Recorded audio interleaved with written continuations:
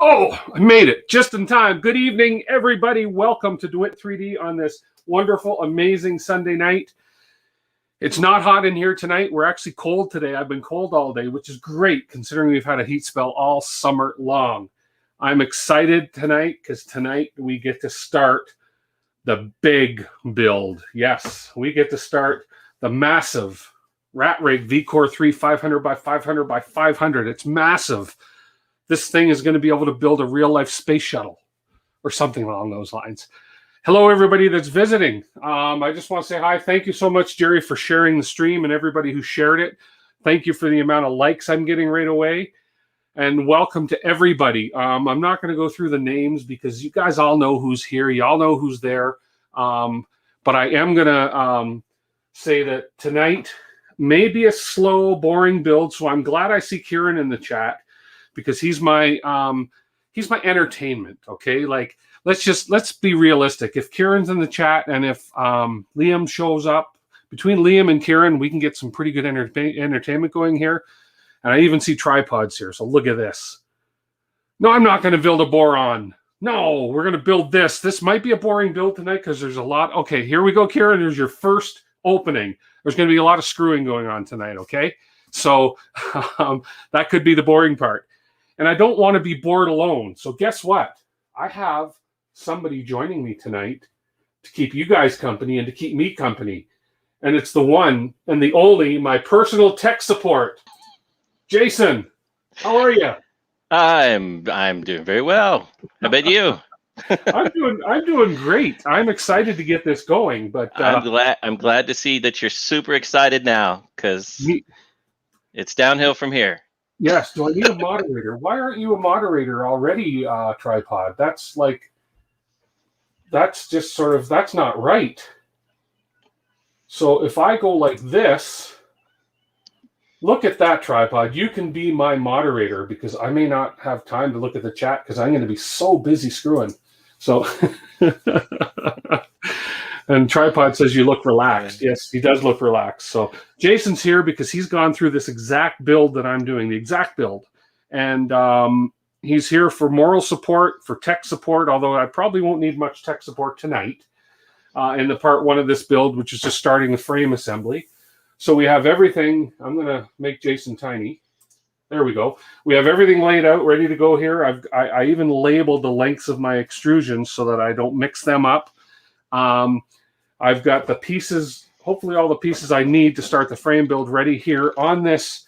I don't remember who suggested this last week to me, but somebody suggested when I put my 3x3 board here, I put a Lazy Susan under it. And that's exactly what I did. It's going to be real cool for doing the build. Anyways, all the parts on this thing, if you look, there's all the bag parts are here. These guys have done an amazing job at labeling these bags. So every bag, whoops, did my camera just freeze? It's hard to tell because it's just looking at plastic bags. Yeah, I think my camera, I think my it did. My close-up camera froze. Oh, well, that's okay. So we don't necessarily need the close-up camera. So hang on, I'm going to move around. I'm going to move this close-up camera off of there. I love OBS when it freezes up your camera. So let's see if make sure this camera's working. I'm still working. So my close-up camera froze, but that's okay. You guys can see all those packages. That means that my split camera that we're going to use tonight for the build, which is this one, I don't need that close-up camera on there because nothing really is going to happen there. So let me see. See, this is what live streams are all about. Technicalities to begin with. Although, I'm going to do something. Jason, hang out. I'm hanging. I'm going to reboot OBS, everybody. Bear with me 1 second, and I'll be back in a split second.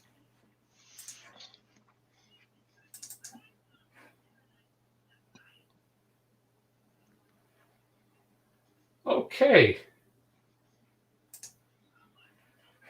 So there we go. As we can see, that one camera is totally out. So that's easy enough to fix. We're going to do this, and we're going to go with 3 cameras. Just like that. Okay. So I do have my cheat screen up over here. So this is the frame assembly portion of the build. Okay, and as it says here, these instructions are for a 300 by 300 by 300 machine. I'm assembling a 500 machine, so I have to add 200 millimeters to any measurements that they reference. This says it's going to take 4 hours for this portion.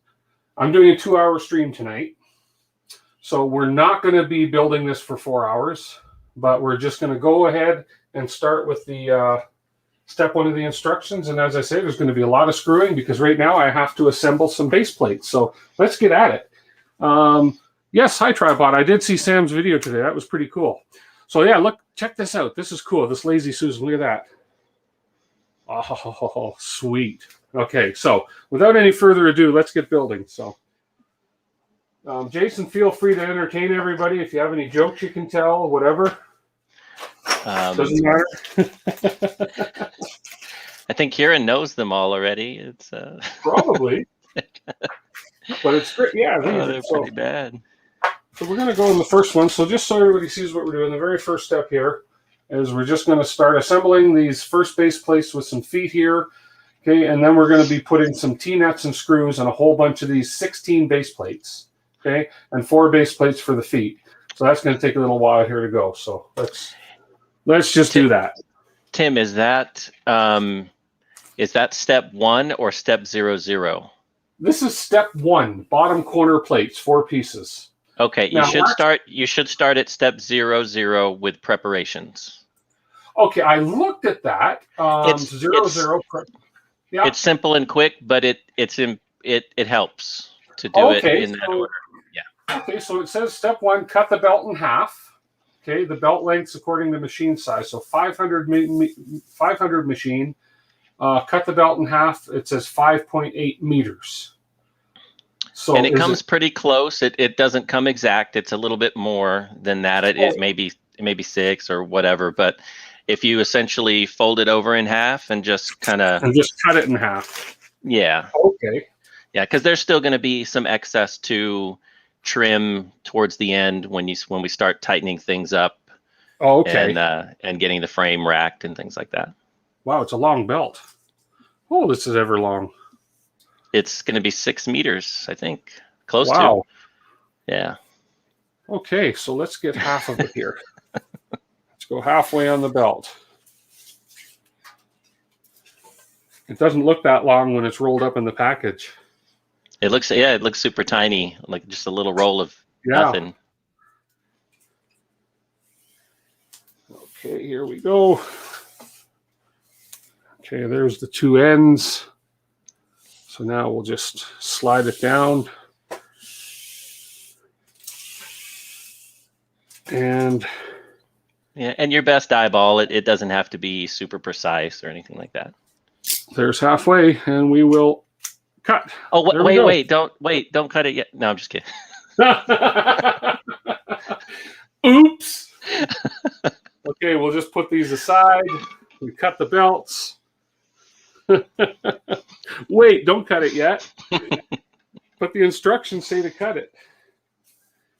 Okay, I'll put that aside. I'll put that over here on top of these plates here. There we go. Okay, first step complete. We're on our way. Yay! Okay. Step number 2, prepare the printed parts. Now it says the printed parts are made with sacrificial layers. You'll notice some holes are blinded with a thin layer of plastic. They need to be removed with either an Allen key, a screwdriver, or a drill. So, I found that a drill worked the quickest. Yeah. But it also worked about as equally as well as an Allen key. Oh, okay. But because either way, you're going to end up with a little bit of garbage left in them that you can pull out with some tweezers or whatever. And this is just another one of those small details that just to get out of the way up front. That and the more attention you pay to it, the easier it is for you down the road with assembly. Okay. Yeah. So there we go. Okay, yeah. So these actually poke through real easy. Yeah. I just have to look and see which ones are sacrificial holes. That one was pretty quick. I see. So those are the. They're just small bridging layers that Yeah. that kind of trick the printing process into making it not need supports and things like that. But you got to get it out of the way. Yeah. I'm going to grab, where did I put my tweezers when I moved everything? There they are. So I'll just grab my tweezers when I break these through and just get some of the plastic out. Okay, there we go for that one. Oh, here's some bigger ones. Yeah, some will be 5 mil, some will be 3 mil. I think those were the two most common, if I remember right. There we go.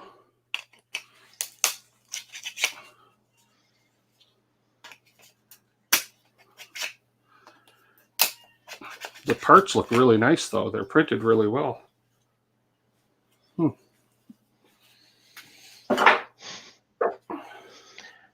So Tripod's asking where your adult beverage is. He thinks that. Oh, well, here. This one? Oh, there you go, John. You asked. I can't tell you what's in it, but I can tell you that's a nice beverage with ice in it. And, it might get stronger depending on what happens in the comment section here. Oh, no. Let's see how many suckers are watching this right now. Let me see. It looks like we have 20 people on here. Wow. Look at that. I appreciate that, guys. 20 people. But hey, you know what? This is going to show you the work involved in building. I'm not the first one to do a full live build like this, but hey, I'm probably the least knowledgeable one to do a build like this. So my philosophy is if I can do this, anybody can do this. So that's the way I'm looking at it.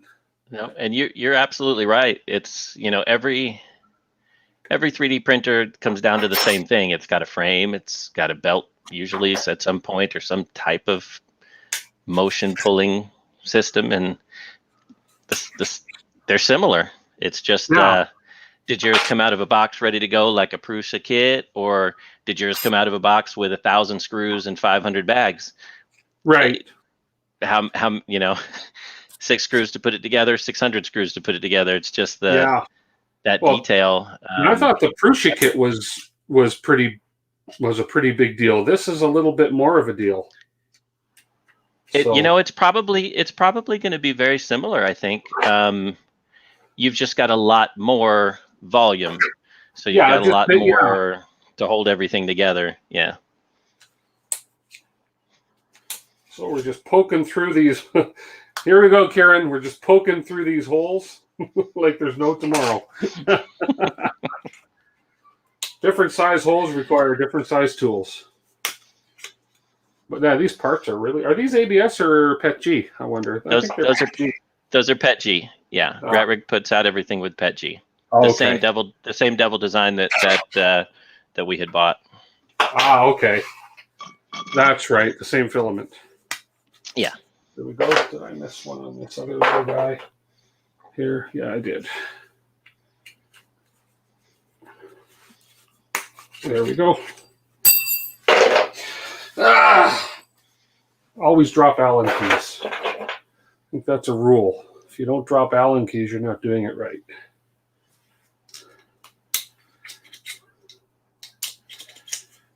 Okay, and that's it for that part. Let's see. That part's good. Here's a big one.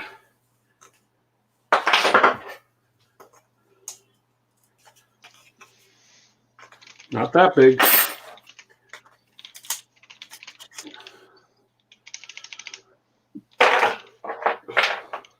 So for those of you who have been watching my stream on the CNC, I actually did get in this week. I got the kit to make it a 400 millimeter. You got the small upgrade. I got the small upgrade. Yeah. Oh, that's going to give me for the what I have in mind for what I'm going to produce on that thing. That's going to give me lots of space. So it just seems very unlike you to go the middle of the road. I know. my past history suggests that I just go all in or nothing. So there we go. I don't know. Maybe I just didn't have enough of my adult beverage at the time when I ordered it. So, but hey, it doesn't mean I won't buy another one. Right? Okay. And then we got one more bag of parts here. I'm going to keep these. These are obviously in a separate bag for a reason. I think these are the hot end parts. If they're the Ava parts, you can. Yeah, those are the Ava parts. Yeah. Yeah, and these have a few sacrificial holes in them too. So. Okay. And when you're done punching through those, put those back in the bag. Yeah. And because those come very close to the end. Yeah. Okay.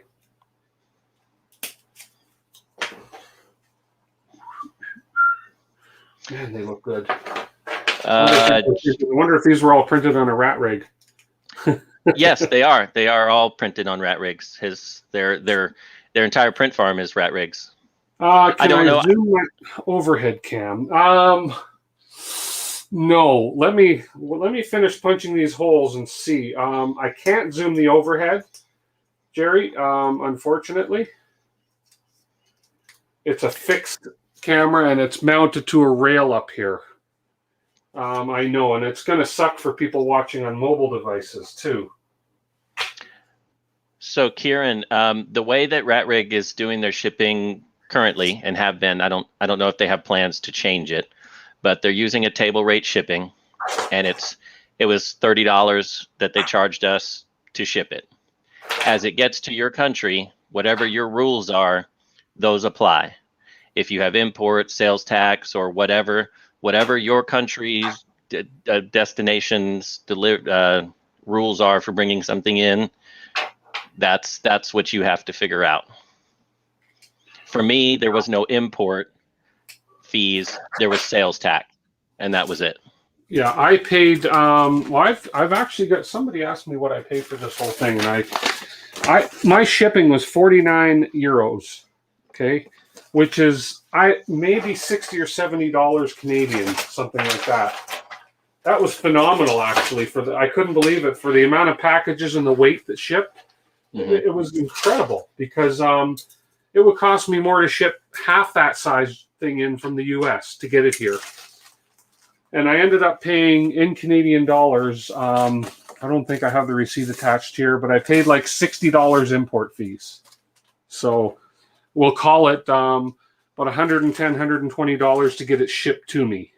So, which is about what mine came to after the sales tax and the table rate fee. Yeah, was a little over $100. Yeah, and then the build here, the kit that I got is 1,475 euros. So you guys can do the math. I'm going to try your idea, Jerry. Let's see if I can configure this to make the overhead a little bigger.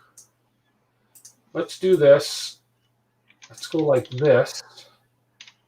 And we'll put it sort of right in the position there. And we'll put that down just like that. That might help a little bit if I just do the overhead on the board here where I'm going to be working. How about right there? And that way I can use that third of the screen. There we go. Love technology. Look at that. Live screen resizing. Think that should work for you, Jerry? We'll get the same Tim and Jason 500 in a few months. Okay. And then you can watch my video, but you'll end up going back to, there's going to be some better videos, but they're not going to be as entertaining as this one. Guarantee you that. That's right. He's going to be bugging me. I know that. Yeah.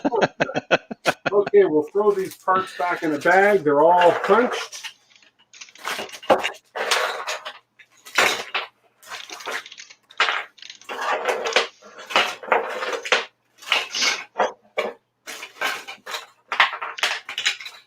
Yeah, and when you, depending on which one you get, John, if you go with the standard configuration, which is what you did, Tim, right? You did the standard config that whatever RatRig said, this is the base model.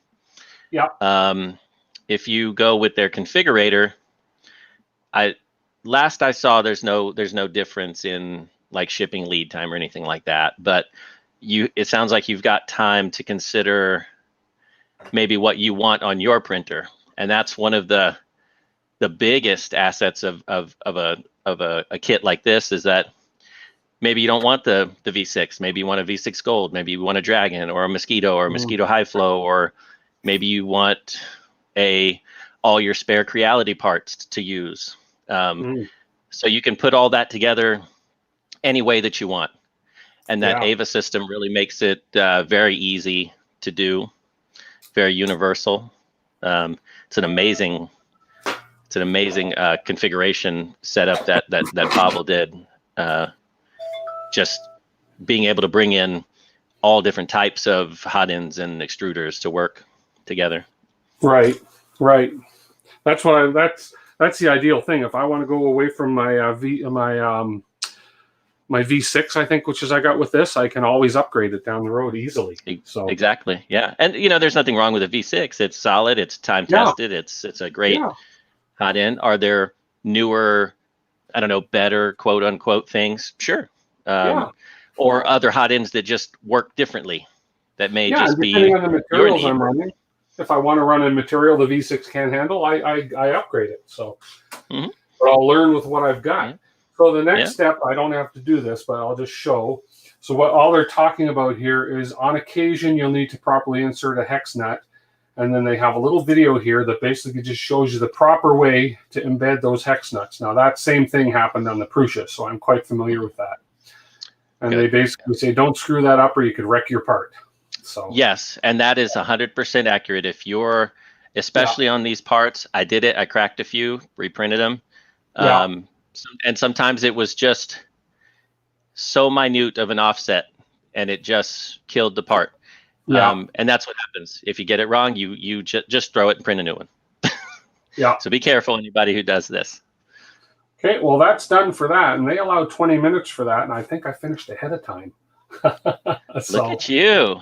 Look at that. So we're going to go on to the next. There we go. Let's get screwing.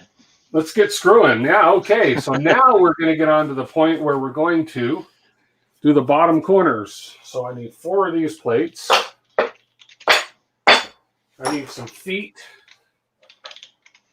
And I need M612s, M518s, and some drop-in nuts. Okay, so here's my M12s. Here's my M518s. 4 of them, 1 for each. One quick thing for you, Tim. Get some paper towels. Have them close. Those bolts and those nuts, they're going to be super, super oily. Okay, I'll be right back. I'll grab some. I have. There we are.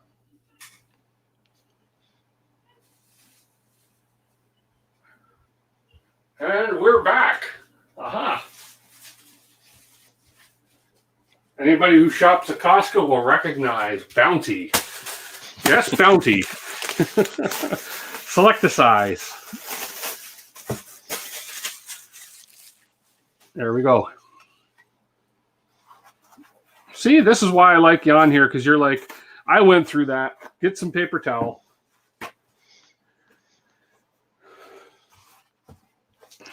Yeah, it's the little things that I'm halfway decent for. Yeah, I can smell the grease in these too. So. Yeah. Oh yeah. Yeah. As soon as you open the bag. Yeah. That machine oil. Ugh. Yeah. So I'm going to empty some of these. I'm just going to take some paper towel, lay it out over here, and we'll just empty some screws out onto the paper towel. There you go. Because I have a feeling I'm going to go through most of these M612s. And, for everybody, this is really like the extent of the pro tips that I can help him with is like, hey, that's going to be oily, because the rest of the build is not hard. It's just a lot of small, tedious steps that take time. And the more time and Tim and I were talking about this, the more time you spend on it, the better that it's just going to be in the end for you. Yeah. So we have some 3030 M5 drop-in T-nuts and some 3030 M6 drop-in T-nuts. all these T-nuts for M6 are going to obviously go with the M6 bolts. So there we go. Now, got to make sure I orient this right. The legs go in the second hole. So we have this oriented this way. The feet go here. And they use these M5 nuts. And it's an M5 nut with a drop-in T-nut. So the Sanska, sorry if I messed that up, says don't wipe off all the oil, and re-oil them as the black screws tend to rust a bit. And that's absolutely true. When they get dry, they're all going to get rusty. That's eventually. Oh, yeah, I'm not going to wipe them off. I'm just laying them out on the paper towel so that I'm not going to get grease all over the board or something. So, yeah. And yes, Karen, there is no such thing as too much lube. And then this is the fun part. We got to put all these M6 bolts in here. And then all these M6 bolts are going to get T-nuts to go on the back. So you guys can watch me screw T-nuts on and chat away. Which one? Which one, Jerry? Am I getting a DeWitt ball cap for helping out? No. The DeWitt ball cap is when you take your hat off and there's nothing left. Sorry, wait, what was the question? No, this is not a paid or sponsored help thing. This is just this is just me trying to help keep my friend Tim from spiraling into the down the wrong rabbit hole of putting 1,000 M6 screws into M6 hammer nuts. And I gotta these plates because so the feet go in the third one. I see. Okay, so there's a little pattern I see going on here. There we go.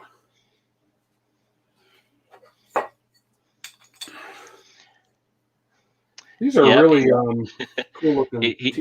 He's at it again, Liam. Liam says you're playing with your nuts again. Yeah, and these are nuts that I enjoy playing with. Look at this, And he's planned several streams of this, Liam. So aren't you excited? Yes. There's going to be lots of nut playing through these streams, Liam. So yes, if this doesn't get me more subscribers, nothing will. Yes. Oops. Yeah, one thing I think I would have liked to, or I still probably would like to see, and I don't know if it's a cost issue or if it's a structural thing. I don't really know, but from an assembly perspective, I think the RatRig could benefit from, if not, maybe not all, but a good number of those fasteners could probably be the push-in or the roll-in type anchor nuts rather than the hammer nuts. Oh yeah. Yeah, and you'll when you get to the frame assembly itself, you'll see what I mean. Right. As you try to tighten down some of those and they shift a little bit, and it's hard. It's really difficult to keep it as well as you want it to be. You get it very, very close, yeah, but it doesn't help when you're trying to tighten two things together and you've got something in the middle putting force in different directions. Yeah, that makes sense. But it's okay. I mean, they work, and mine turned out well enough, so I think anyway. Well, that's the I'm main very thing, impressed right? with my work. Well, I hope so. Well, I'm a single audience. I only have to impress myself, so. Okay. I have a feeling I'm going to eventually bring my stool over and sit down and do this, because these are just the 4 leg plates that are going on, the 4 feet. Yep. I just want to make sure I get them all in the right position. Oh, and you got to make sure hammer nuts don't go on upside down. That could hinder the process later on. Yep. All those, don't make sure they're not upside down. Make sure that your foot is in the right corner on the 4 corners. Yeah. And then you've got 2 stacks of more plates to do. Good times. Yeah. that, and then that plate's there, and then the last plate, the foot goes in the middle one right here. Yes, Liam, I must say. No one else does, but I'm okay with that.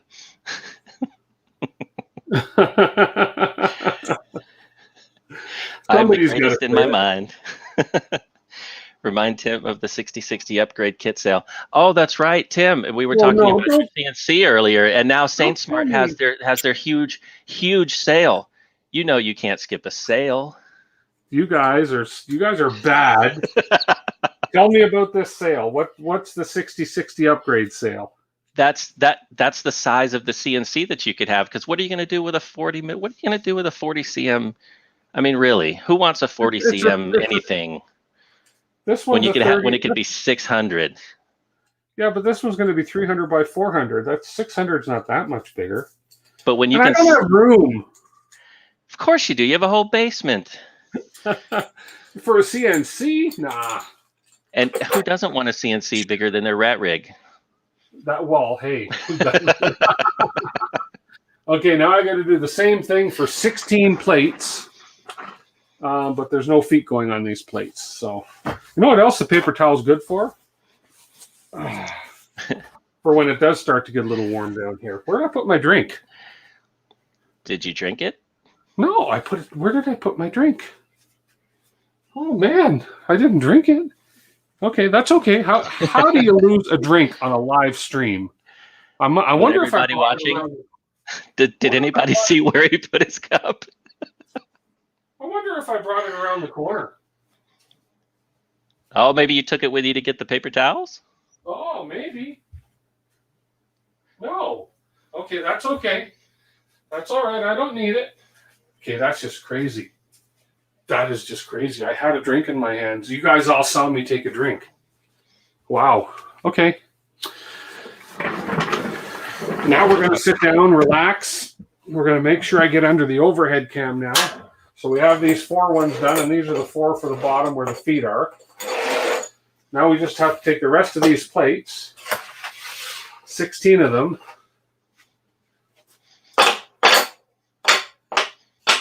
Okay, this is where it gets exciting, guys. This is where we need some entertainment and talk about screwing and screws, and there we go.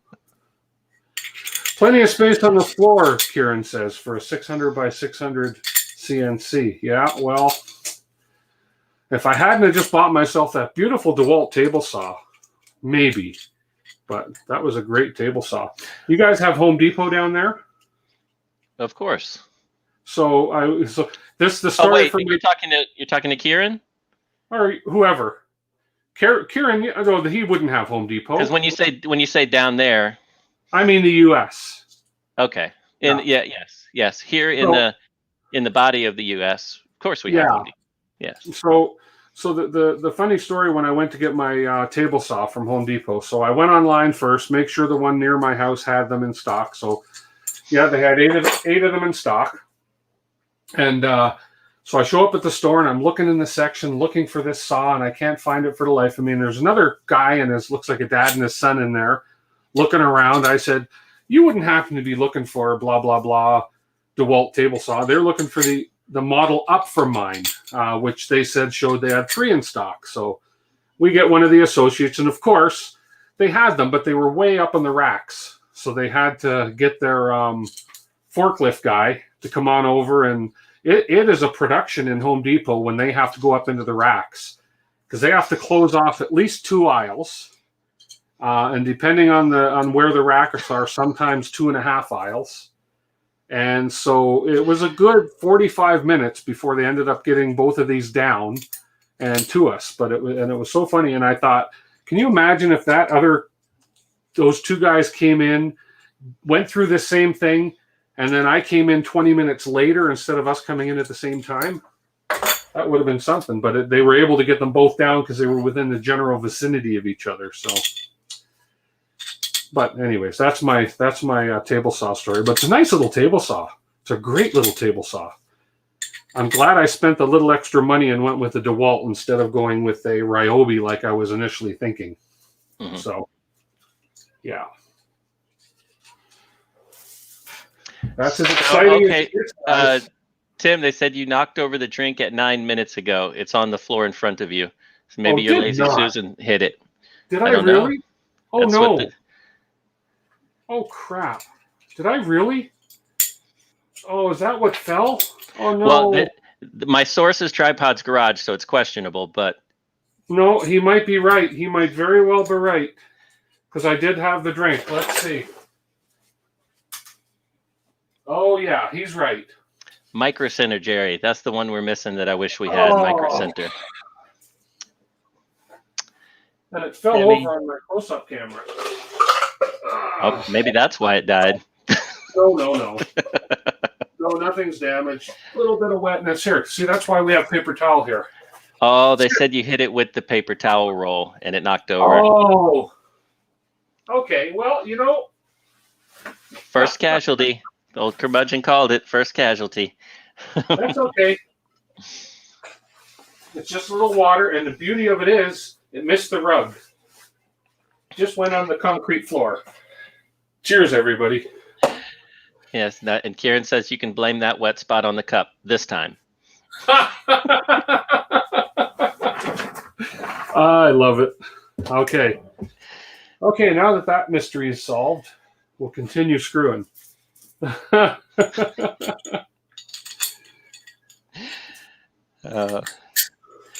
They're suggesting a drink cam so we can all keep an eye on your drink for you. A drink cam. Oh, this might be easier doing it this way. Oh, yeah. Lay it down upside down like this, put pressure with my finger, and that's a whole lot easier than trying to hold them in place with my hand. There you go. Look at that. I just don't want to put them on too far. At this point, just getting them on is probably the best. Yeah, getting through it, because you're going to have to adjust and play with them a little bit as you go to put them on and get them seated in the extrusions right anyway. Yeah.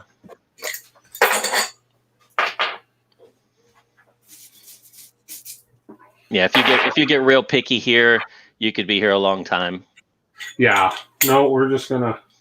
But I'm a sort of learn as I go guy. So if there's an easier way to do it, I'm lazy enough. I'll find an easier way to do something. So just like this.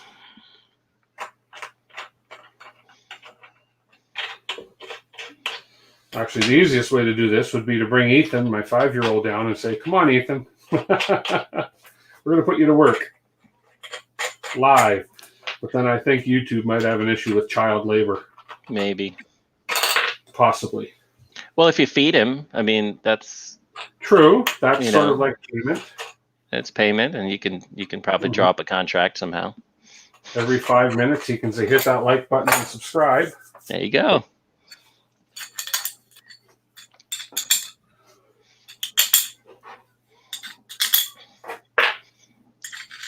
Print the cup holder. He probably would have knocked the cup holder down with the cup. The scary thing is, I knew I knocked something over. I heard something fall, and I never paid attention. I thought, oh well. Didn't even dawn on me that I knocked the drink over. That's okay. Well, be careful now, because I don't remember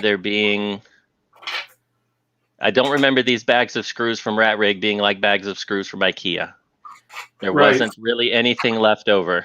Well, there is one bag there. Did you get a spare part bag with yours? No. There's a bag here. I'm positive. Let's see. V-Core 3 extra parts bag. Oh, that must be a new thing they're doing. That's good. Yeah, that's good. There's a whole bunch of extra T-nuts and bolts and. Nice. Yeah. Okay. No, mine didn't come. Mine was a pre-order from February. Oh, okay. So, yeah, so it was. Were your bags labeled as well, or? They were handwritten with a Sharpie, and quite a few of them wiped off with the machine oil, and okay. So it's like it's good to see that they're putting the stickers. Yeah, the stickers and some extra hardware. Yeah, Prusa does the same thing. Mm-hmm. It's yeah. I did reach out to RatRig about a few of the components that I don't want to say they were missing. I think they just weren't at that time factored in. Right. And it wasn't a big deal. It was, rather than have them send me something from Portugal, I just ordered, a few extra screws on Amazon for $10 and had it the next day. But which is totally fine for me. Totally fine. Yeah. But I can't imagine their production volume right now from, from what they're saying and the things that I hear, from Sam and things like that. Just they are going nonstop.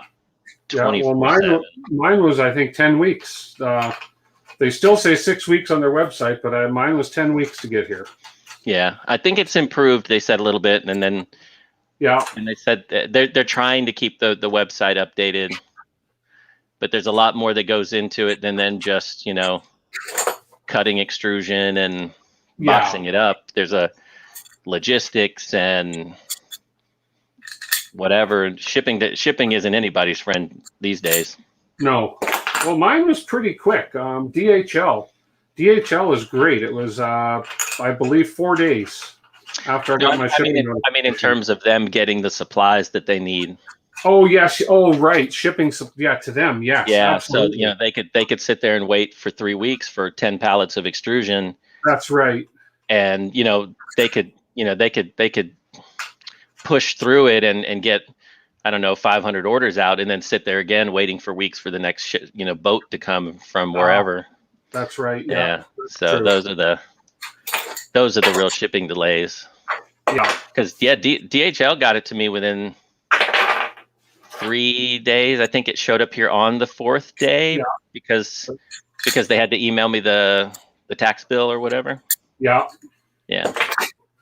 Yeah. So I like DHL because they make sure that you pay your duties ahead of time, and you can, I always do mine with them. I always waiver the signature portion so they can just drop it at my office and we're all good. But I like the companies that use DHL. I hate UPS when they deliver stuff. They gouge us here, or at least here in Canada, they gouge you for customs. They charge $85 just to handle the package. Wow. It's crazy. So, yeah, I prefer when companies use DHL. Yeah, UPS. USPS. You're saying USPS, Jerry, United States Postal Service. I mean UPS, United Parcel Service. Yeah, I think I've had more problems with UPS than I have had with the U.S. Postal Service. Yeah. Yeah. FedEx seems to be okay. Yeah, they are. Yeah. Yeah. Their fees are a little higher than DHL. Mm-hmm. So someone's asking. Kenneth Sang is asking you, Tim, how much was the DHL duties for all 3 boxes? All 3 boxes, they were about $70 Canadian in total. And now the interesting thing with these, all 3 boxes left Portugal? Where did they leave? Were they Portugal based? Who, RatRig? Yeah. Yeah, Portugal. Portugal. All 3 boxes left Portugal at the same time because I got all the tracking numbers at the same time. 2 boxes showed up in 3 days, and the last box showed up the next day. So somewhere along the line, there was a delay for some reason of one of the boxes at customs. There was about 42 check-in points for my shipment on the way. It went through, I think it went through 5 countries, and it went through 6 or 7 customs checkpoints. And the one box, which was the heavy box, which contained all the extrusions, was the one that was delayed by a day. So it was interesting how 3 boxes can leave and 2 show up and 1 shows up the next day. But with the amount of parcels these guys ship, I'm sure the 3 boxes don't stay nestled together the whole time. So yeah, mine looked weird like that too when I was watching the tracking. It was the 3 boxes, and then it said 2 out for delivery and 1 on hold. Yeah. And then that's when I saw that, like, I don't know, 10 minutes later, the email came that said, go over here and pay your bill or whatever. Yeah. And then the next day, everything showed up. Oh, okay. Was the one on hold, did it happen to be the heavy one? Do you know? I don't know. Because they all showed up together. Box 1 of 3 or 3 of 3 or whatever. Everything was well packaged and protected. So we're getting down. Yeah, everything they packed was really packed really well. Yeah. They could, you can nitpick anything, right? So, could they do better boxing? Sure. Does it need it? I don't know. None of my stuff showed up broken, so probably doesn't need it. Tripod says David Wilson got his RatRig parts when I got mine. Okay. Wonder how long he waited. And do I know who David Wilson is? I don't know. So what's the average all-on cost on a RatRig? Dum Dev, I think that's subjective to the individual because it can really vary depending on if you buy their standard configuration that comes with what it comes with, then it's a fixed price. If you are going to want to customize it in any way, then those costs can add up and of course are all associated. So if you want a different hot end, a different extruder, if you want different belts, different pulley, or not different pulleys, but if you just want to print your own parts in a specific material, there's cost to that. There's so many things that you can do that can skew it. But I think maybe the best way to kind of give you an idea is it probably won't be less than $1,000 or €1,000. Yeah. You're probably looking at least that and then upward depending on what you put into it, unless you've got tons of stuff, because this printer is 100% open source. If you've got extrusions, they've got all the measurements, you cut them. You want the plates, the parts, you can find them. You can source them yourself. You can put it together yourself. All the motion system components, they're on GitHub. Go get them and print them and follow their assembly. So it's, so there, in terms of doing it that way, your printer could be considerably less than the cost of a kit. But for me, handing over a few extra dollars to someone to source it, box it, put it all together, and I can open it up and as a convenience, for me, it worked out. And I'm very happy with the way that I did it with them. But I do see a lot of people in the forums that build their frames themselves.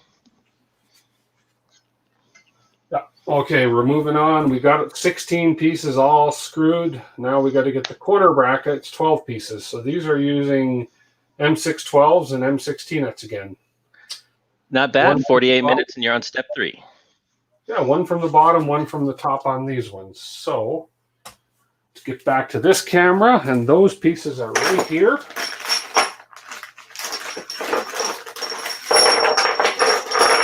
These are all cast aluminum, I believe. Yeah.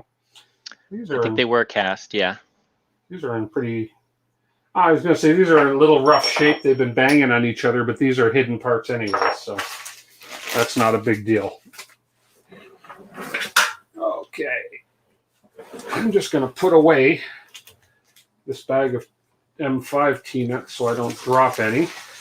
Because if I'm dropping drinks and not realizing it, I could drop a little part and never know.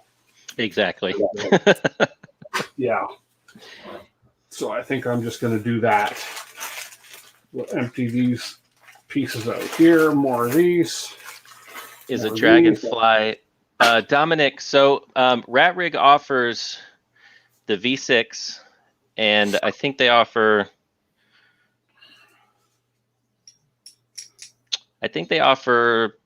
one other thing. I can't remember, but what you want to remember here is the hot end assembly on the RatRig uses, it's a third party, and it's an AVA hot end assembly system.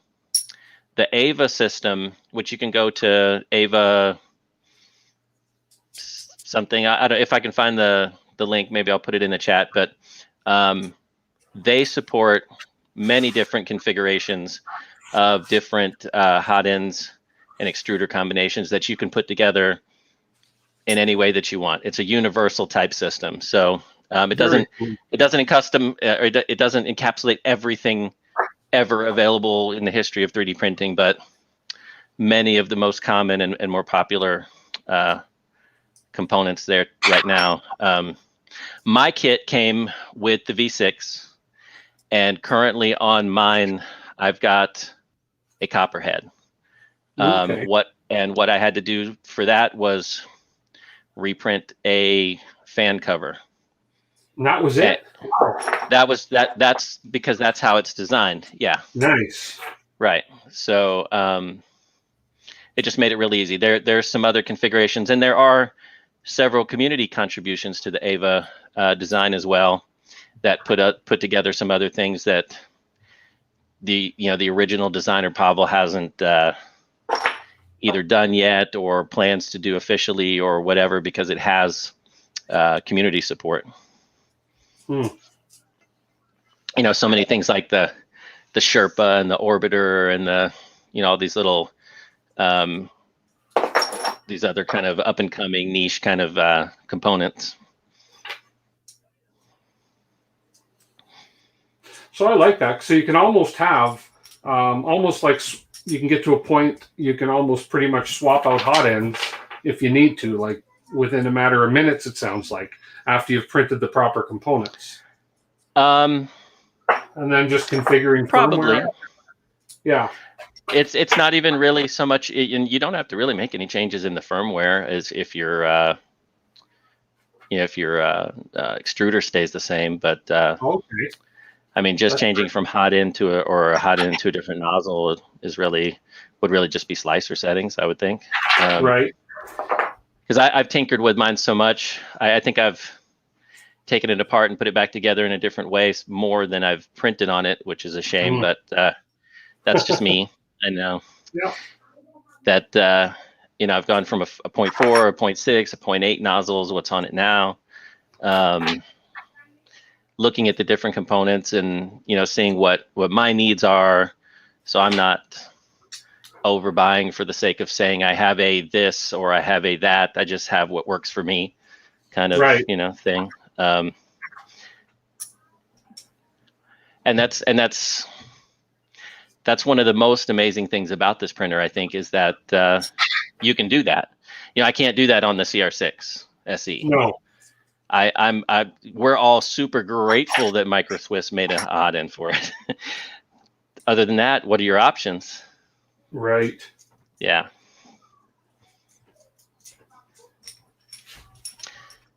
Yeah, but I've been seeing people with Dragon high flow or Mosquito high flow, and people that are printing 5-minute benchies, and people that are printing ginormous things. And what I have printed on it, as I've printed through and gone through different component testings and things, because I do have a specific goal towards what I'm going to use this printer for, and that's really what a lot of my tinkering has been kind of leading me towards, is getting the best of what I want it to do. Within reason, and cost and things like that are always important, but of course, I don't have anything really handy. But one of the first things that I did was to print a full-size R2 dome ring, and it just printed. Once the firmware was configured and the printer was moving like it should, it works like a printer. And cool. from that point on, the better any improvement that it has or that it makes is directly from you. Whatever effort you put into it, whatever time you put into it, that all shows out in your prints. And that's on any printer, of course, but yeah. Okay, so now I need to get the 420 millimeter extrusion, so the 720 and the 620, because I have to have 200. 620, 640, and 650. So there's one 620, two 640s, and two 650s. So I have separated here, nice and labeled. So I have a 620, which is right here. I'll just keep that label on there. 620, two 640s. We have 6 of them all together. Two 640s and two 650s. And there's only two 650s in the bunch. I pre-measured these just so everybody knows. Yes, I cheated. Pre-measured, didn't do it live because who wants to see me take a tape measure out live? Okay, now we got to prepare the electronics frame. So here we are. I'll just show this. So we just got these extrusions out here like it asked. And then these are now, we're now going to build the electronics frame. So it looks like we have the 440, the 640, 650, and 620 pieces. And we're going to attach those corner brackets that I've just been doing. And the idea is to have a frame that looks like that at the end. So step 1, attach 6 corner brackets to the ends of the vertical extrusions. So the this is going to make perfect sense, I'm sure, but I just got to make sure. Let me make some room here. There we go. So it looks like the 650s are going to be the top and bottom, I believe. It doesn't really tell me which ones are which size. Let's see. Let me see where you are. Which step are you on? Right here, 5. 5. Okay. So if you look at the Oh, picture, the color. you see the dimensions are color coded. Yeah. Yeah. So the 420 is the middle one. 440 is the top. The 640 is the top and bottom. Okay, and the 650s are the outside. Okay, makes sense. Yeah. Okay. So 640s are top and bottom. So we have top. Now this particular piece, Tim, Yeah. this is kind of central to the frame. So the rest of the frame gets built around it. Okay. If you have a square at all, Yeah. use it here. This is probably, I think, the most important piece to try to get as square as you can. Okay. I don't have a square. The only way I'm going to be able to do it is the way they suggest in here, which, if we sneak down here, is to measure. Measure it. Okay. Yeah, Okay. I don't have a square. That's one thing I don't own in my toolkit, believe it or not, is a square. Shame on you. I know. I'm taking my like back. So that's like that. That's like that. This is the middle one. And the bottom one's longer. Why? Hang on a second here. I just want to picture this in my head. So we have the 650s. The orange ones on the outside. Yeah, okay. Well, oh, I see. They're going to go... Right. 650s on the left and right, and then the 640 top and bottom. 640 top and the and bottom, and the 620 in the center. Yeah. Okay. So I may as well start on the bottom. Doesn't matter where I start. I got to put these pieces in just like it's. So I'm looking at this picture right here. Yes. So that helps. Right here. So we're going to put the pieces on these extrusions first. Okay. $1,000 printer, but no $20 square from Canadian Tire. Who said that? Never let the machines win. Yeah. Mike is his name. Okay. Mike, yeah, Mike. I know, Mike. My goodness. And I know with the table saw and with all the woodworking I'm starting to do, you think I'd need a square and want one, and I guess I should get one, especially after tonight's stream. Oops, wrong size key. I'm being kind, Liam. I'm being kind. Let's see. They borrowed from Prusa Superconductor and has plenty of additional comments and hints from. Well, what size are these? Yeah, and nothing wrong with that, Kieran. It was a good process. 5 millimeter. Oh, there it is. Okay, so these go in flat top, flat bottom. Okay.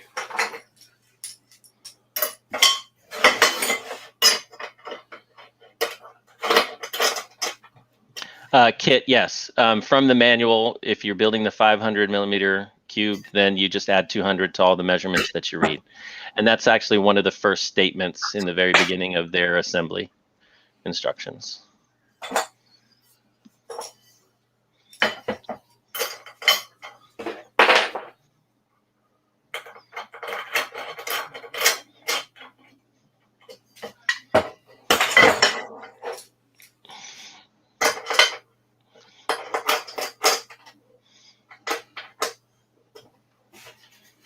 Okay.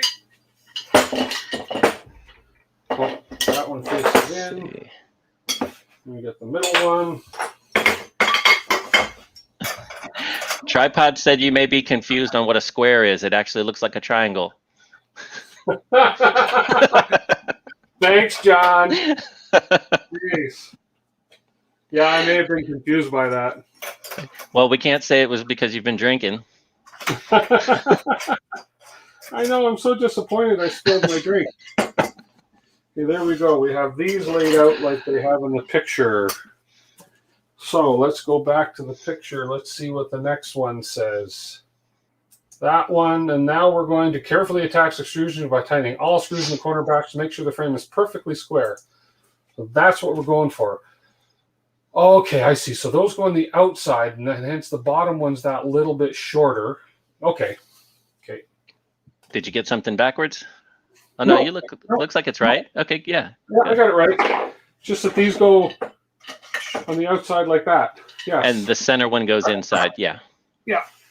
And the center one goes inside. So we just have to let's take the bottom one out of the way for a moment.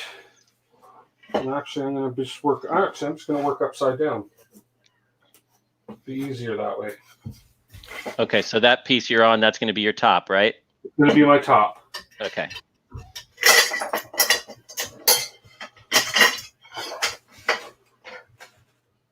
Yeah. Okay, that's right.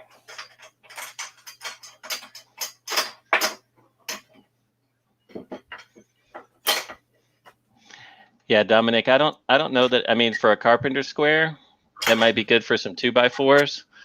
But if you want to try to get,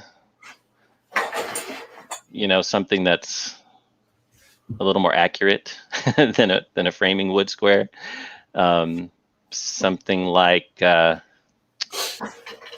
Starrett is probably a good place to look at. A good manufacturer there, been around a long time, really trusted. And I think they've got a handful of products that are reasonably priced nowadays.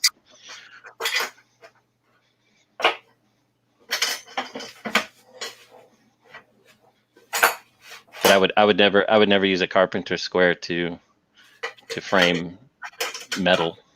No. Mm-mm.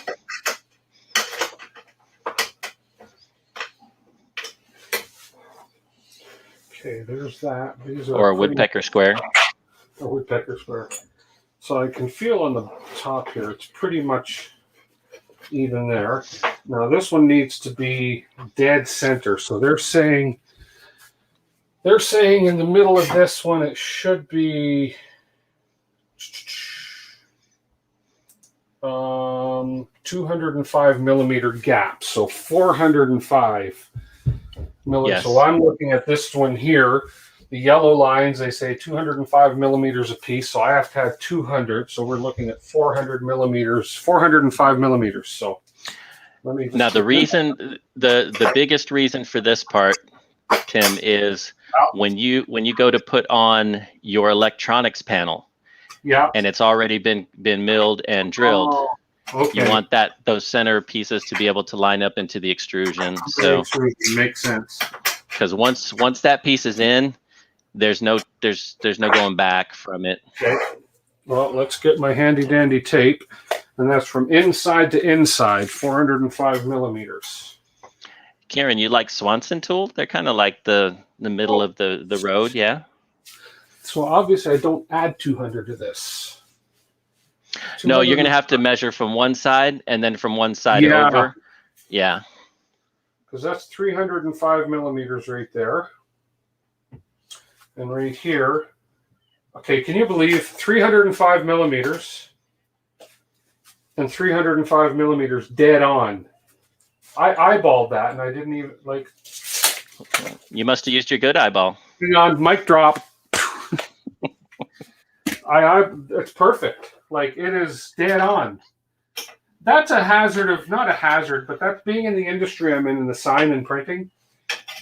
I can usually eyeball square now too, so, and level. I very rarely have to adjust level. I've always thought you were pretty square, so. Good one. So let's snug these up a little so they don't move when I turn this over. Actually, I have to turn the Lazy Susan. Yes, Deb, you're absolutely right. A small, the one that I have, here, I'll grab it down the shelf. It is a starette, and this is what I use for putting together the printers that I have, and it's just a small square, but it's wasn't the cheapest, it wasn't the most expensive, but it helps better than I clearly don't have Tim's calibrated eyeball, so this is what I use. Oh, I just call it fluke.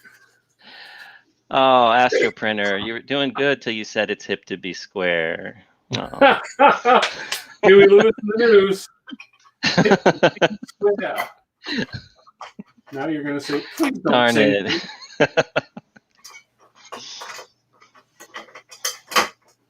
it. And this one's got to go sort of just corner to corner. Okay. Yeah, well, the thing with a good square, if if it's kept well, it will.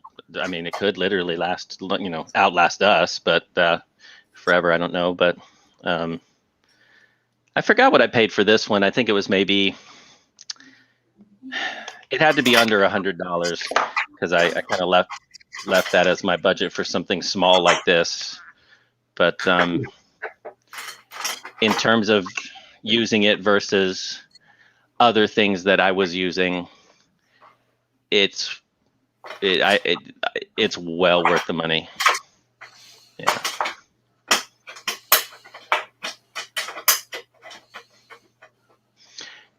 Can you maybe not clang around so much, Tim? Are you able to? Yeah, okay. Be a little quiet. Sometimes it's a challenge to get those T-nuts engaged. There we go. Is it hip to say hip anymore? Not unless you're getting a replacement. I was going to say. I don't know, but maybe not. Because most of us that remember that song are probably close to that. It's hip to be square. Oh, no. Got me singing.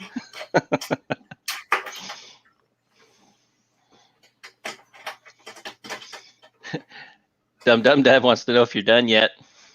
Yeah, I'm just about on the home He might not be the only one. To be fair and to be kind to Tim, he did warn you at the beginning. Yeah. But we all kind of knew that this is the part that's the least exciting, the least. I guess it depends on which part you like to do, but it is the least. I don't know, exciting. It's just all the screwing. I obviously mistightening this one. Yeah, this piece right here, I wish I would have thought about it, or I wish I would have had some of the push-in type nuts. Yes, I think it would have made this much better. You think they're engaged and they're not. There we are. Because you can't see them at all. You can't. No. Maybe one, but you can't see them both for sure. It's all by feel. Mm-hmm.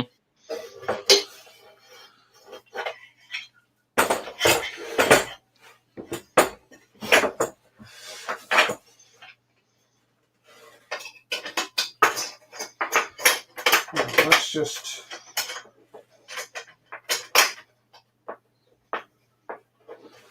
let's take a measurement down here, make sure that in case this is a little bit out. Nope, see, this one's off a little bit. There we go. 305. 305. Okay. And that's what I was talking about earlier when you're trying to tighten those up and they're just a little shifty. Yeah. Yeah. You can be a hair off, but as close as you can get it. And when they said get it perfect, they really meant it for a reason on this piece. Yeah, this looks good. 305. Oh man, this is 305 and a 64th of a millimeter. It's good enough. Check it diagonally. Yeah, I'm going to check diagonally now. Okay, let's use a hammer. This part makes it hard with a tape measure because it's like, where do you grip onto in the same spot? Yeah. But you do the best you can. I think mine ended up just a little bit less than half a millimeter off, and that's where I just accepted it. Okay, come on. This is where tape measure's hard. I would rather have a solid ruler here. Mm-hmm. Okay, but that's okay. If I can stretch my arms, hold that right in that corner there.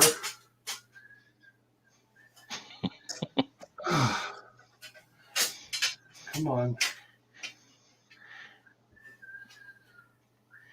890 millimeters. 890 millimeters. Now you got to get it in the other, in that direction. Use the edge of the tape. Well, it's kind of hard, Dev. It's to grip something in the same exact spot on that frame with the extrusion and the way that it's assembled. It's not as easy. Yeah. As it wasn't even as easy as I thought it was. I was like, oh, I'm like, well, this, that okay, it's good enough. 892. That's a lot. Yeah. Yeah.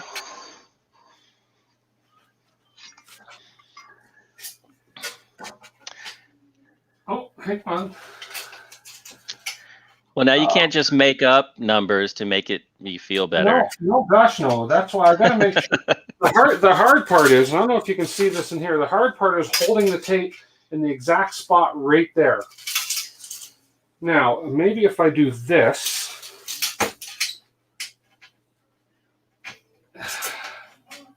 and I get that black right in the corner there, right in the corner there. Okay. That's 892. Okay. That has not moved from that corner there. Okay. 892. We'll come to this corner. Let's move it over so you guys can see I'm not cheating. If I do, I'm only cheating myself. And if you're off, Tripod says he's going to take away his eagle eye statement about you. Black tip right in the corner. And you know how there's always that little play at the end of a tape measure. Mm-hmm. So I'm making sure that I hold it in, because that's like either or, but do it the same. Yeah. Yeah. And then if I come over here, that's 892. This is both 892. I'm positive of it. I just dropped. See, good thing there wasn't a drink there. I'm going to double check this one more time. Actually, this is, I guess, a triple check now, isn't it? But this is a critical part. Yeah, you want to make sure that you can get that one as best as you can. 892. I'm sure this is good. Okay. Okay, I'm going to just tighten I'm going to snug these up, make sure they're all snug now. And then everything will be 893 and 891. I'll snug them and I will double check it. I'll quadruple check it.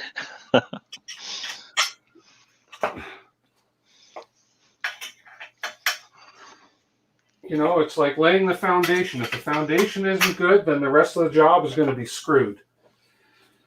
So there's no sense rushing a critical part of the build.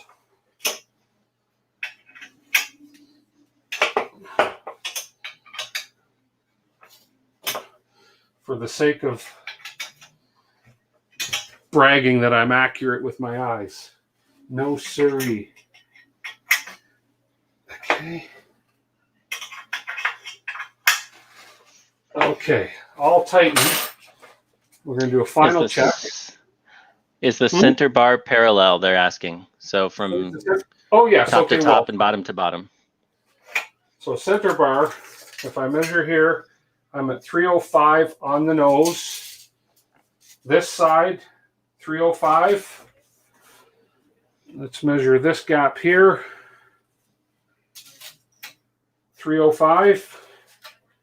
305. We are. There you go. So I'm just going to quadruple check these corners now that I've tightened everything up. Black in the corner. 892.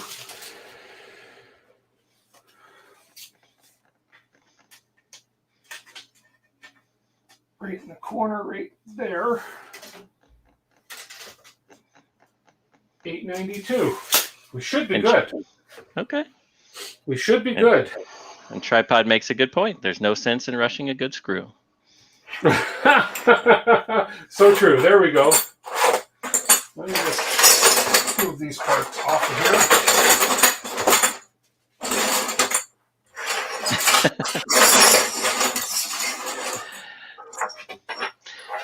And conversely, Built Over Bot says that any screw is better than no screw. Okay, where are we at? We're at 717. That's not bad. Let's go to this screen. So here we are. We've completed this stage here. We completed this stage here. We've got the orange measurements verified. Yep. We've got the pink measurements verified. We're on step 7. Okay. So step 7 means attaching 6 corner brackets. Don't worry about alignment. You'll adjust their position in a moment. Okay, so 6 corner brackets. And they're all sort of facing like so. Okay. So. Yeah, non-fam, his that Lazy Susan that he's got is great. I wish I'd have had the space to do something for a printer that large. I had to move mine around and pick it up and put it down and pick it up and move it and turn it. I'm trying to remember, was it Licenza? Somebody gave me this idea last week, and it's brilliant. Like, it's great. So these top ones are the flat part goes towards the top. Here we go. Where did I put my Allen key? I put everything aside. Tell me I put the Allen key aside too. Now we're not supposed to call them Allen keys anymore. Oh, the family, since I think the original guy passed, the family they don't like it. Really? Yeah, I remember reading something about that. Yeah. What are they, officially hex keys now? I guess. Wow. Fussy family. Yeah, well, it's their name, I suppose. 2 bottom on there and 2 outside there. Okay, that makes sense. So. Oh, he's almost there. He's almost there, Built Over Bot. But this step 8 has to be done. It says optional, but if you don't do it, there's no other option.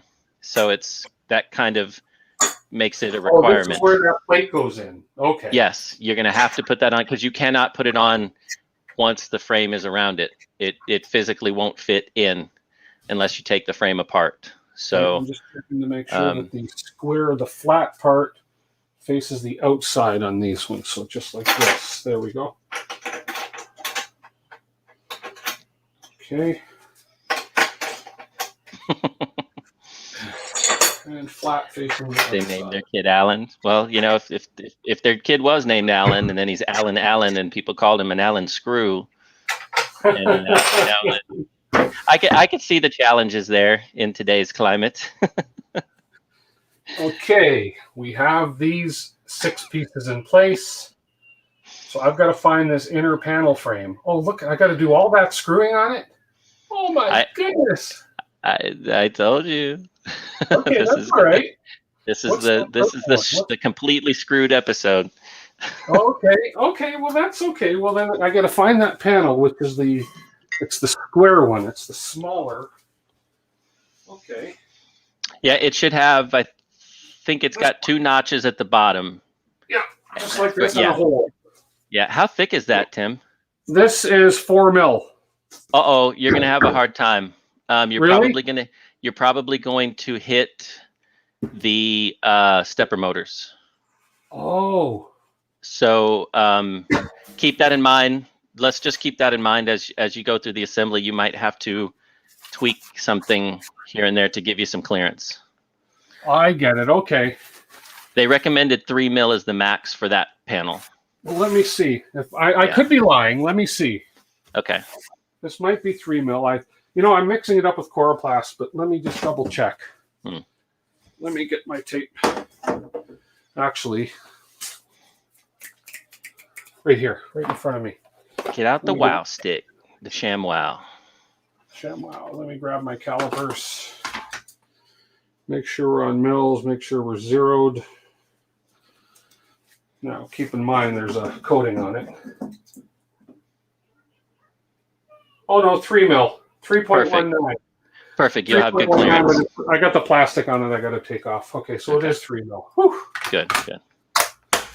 Yeah, 4 is doable. People have made it work. It's just you have to play with a little bit. Yeah. Oh, sorry about that. Whoever's got headphones, I just whacked the mic. So whoever's into this peeling the old, the porn peel thing they call it. Look at this. I think that's just a tripod that is really into that kind of thing. He's weird. This is beautiful. Look at the shiny. Oh wow, this thing's got a big scratch on it. Put that towards the back if you can, I guess. Is it acrylic or something else?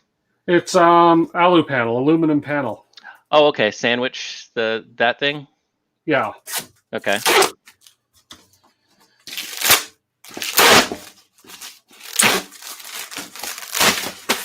There we go. Wait, solid aluminum or it's a laminate? It's a laminate. Gotcha. It's aluminum with a PVC core. Okay.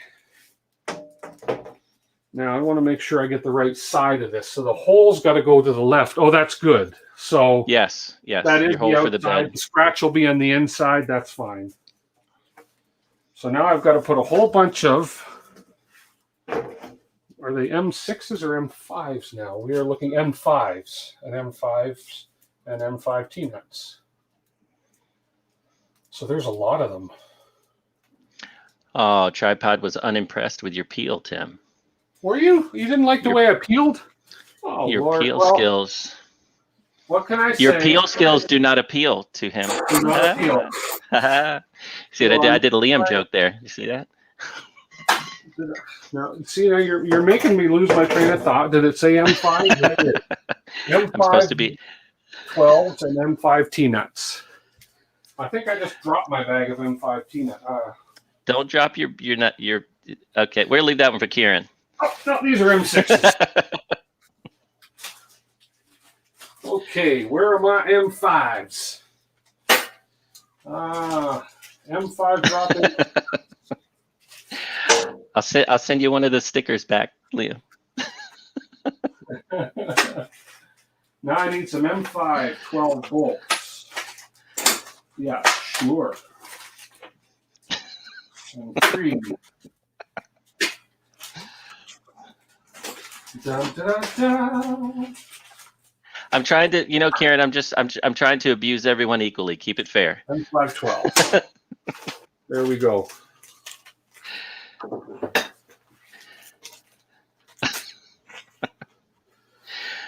Oh, you've been labeled an aggressive peeler. Oh, have I? Yeah. Wow. Oh, you know what? These bags that you open up to open your bolts, I rip them off. I don't open the little zip tee. I rip them open. See? You're such an animal.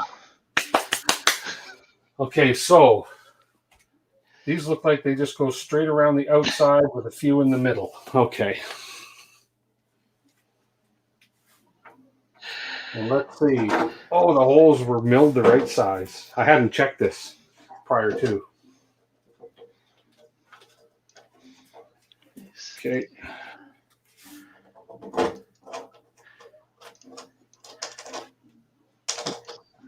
This cost me, what was it? $23, I think, to get this piece done. The guy gave me a good deal. I give him a lot of business.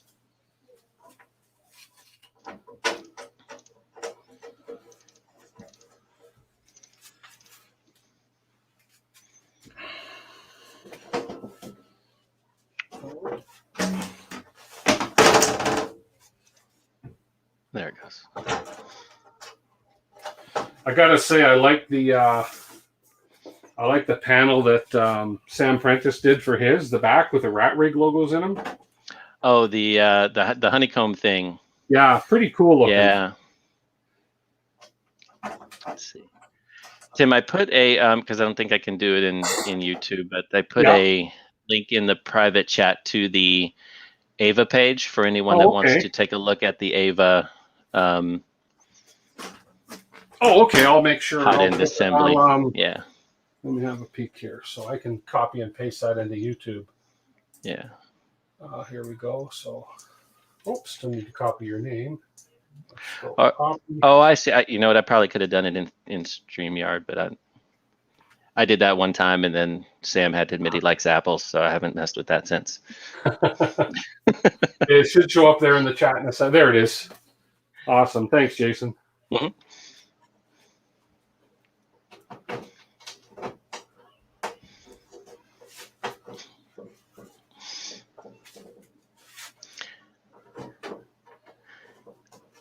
Okay, good. So it looks like Liam and Kieran are on a roll. I'm going to grab some water, and I'll be back in a second. Sounds good. I will try and keep an eye on what Liam and Kieran are talking about here. Make sure that you're... did I just put that back in backwards? Look at that. I put that back in backwards. He mentioned Liam and Kieran in the same sentence, and it got me all worried.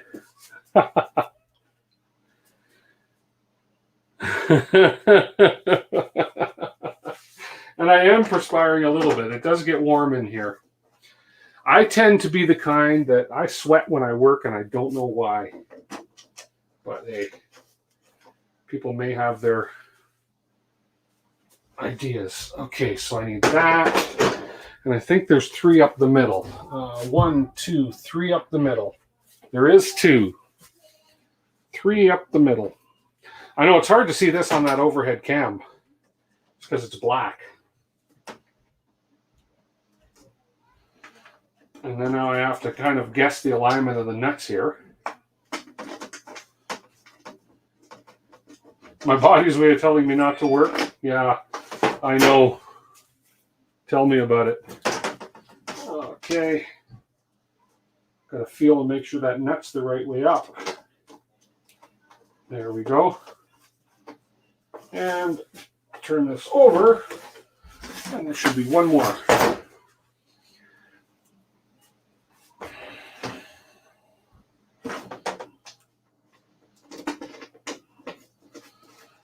Okay. So we have accomplished this part right here, putting in all the nuts. I'm going to double check, make sure I haven't missed any. We go around the outside and 3 up the middle, 4 in the middle. 1, 2, 3, 4.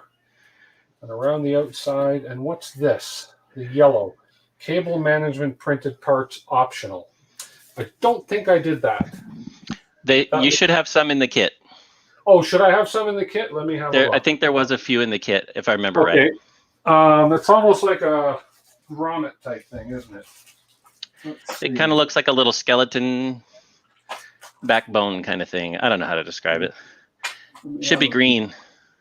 Oh, green. It might. Okay, then it would have probably been in one of these bags.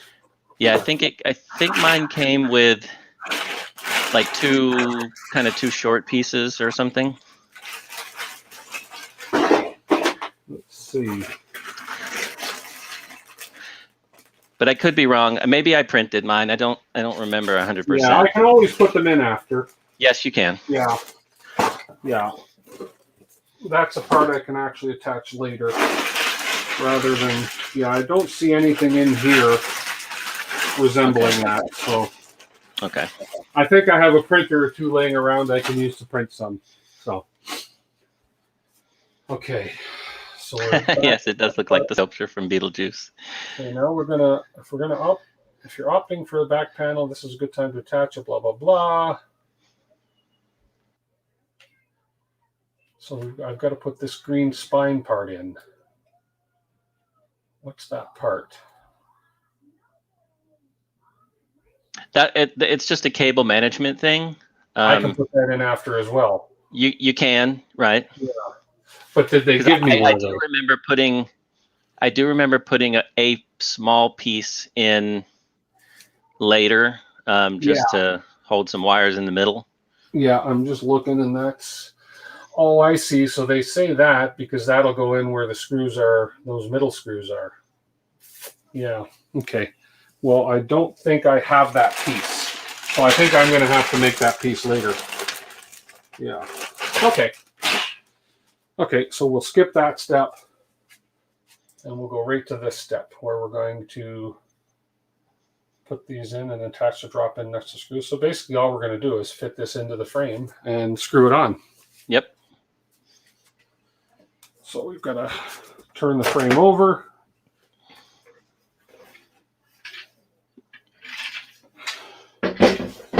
There we go. You can take that label off.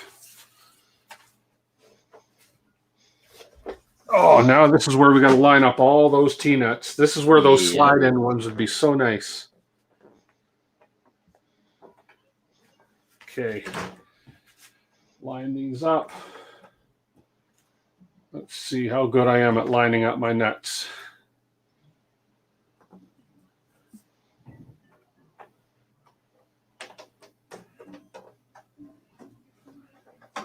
Okay.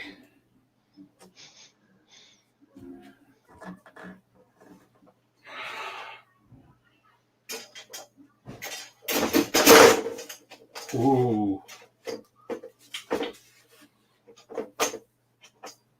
Almost. Almost did it. Here we are.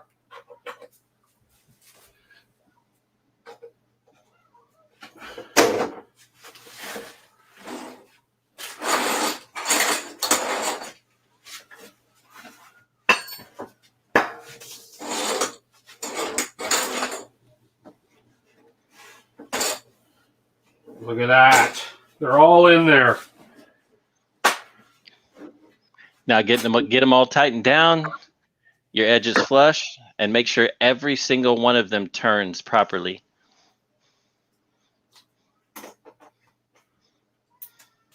If you can.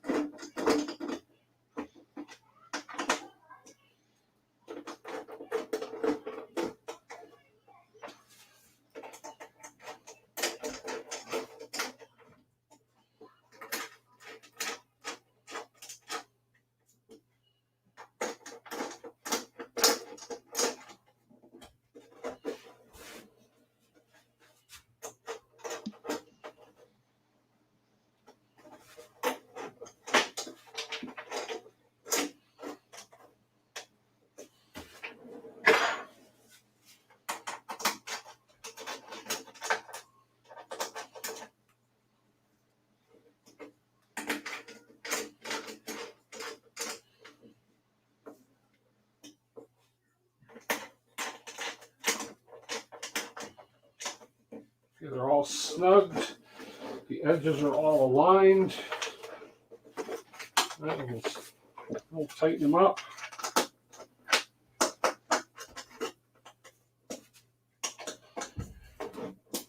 I hope everyone is finding this as exciting as I am. Oh, yes. This is must-see TV. Right here. Right there. But, you know, like some of the builds out there you see skip all by they would fast forward this in a video. Sure. Yeah.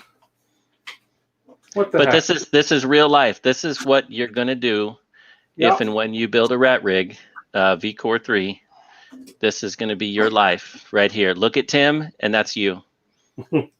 Mirror image. Yep. So just don't spill your drink. At least not till it's empty. I'm so thirsty.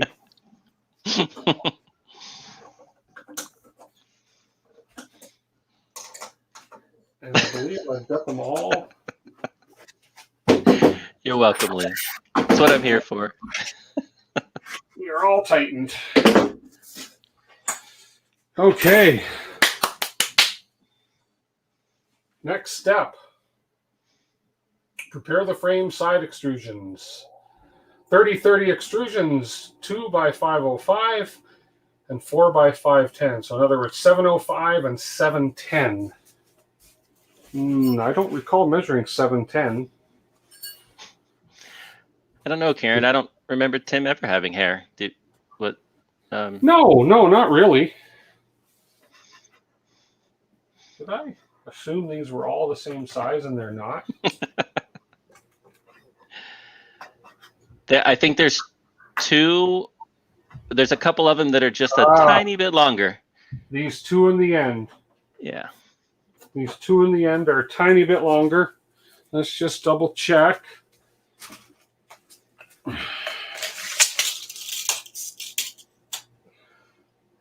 $705. $705. Huh.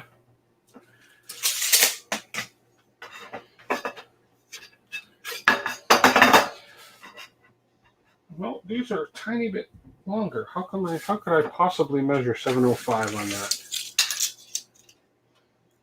705. Okay, 710. There we are. 705. So that one's a 710. I just assumed they all look the same length. So I did the same thing. I had stacked them together and they all looked really similar. And I was looking for those two. I'm like, where are these two? Until it's just that 5 mil. Yeah. Yeah, and I can't find 640, 640. Oh, hang on. These are all, man, this is. Okay, there we are. 710. There we are. Okay. Built over bot's right. If you twist the tape just right, you can measure anything you want. You can. So much for my pre-measuring these things. These were all wrong. Okay, so there's my two 710s. And these two in the end should be 705s. And they are. Okay, so they want 4 of the 710s and 2 of the 705s. And these two in the end should be 710s as well. Let's just make sure. And they are.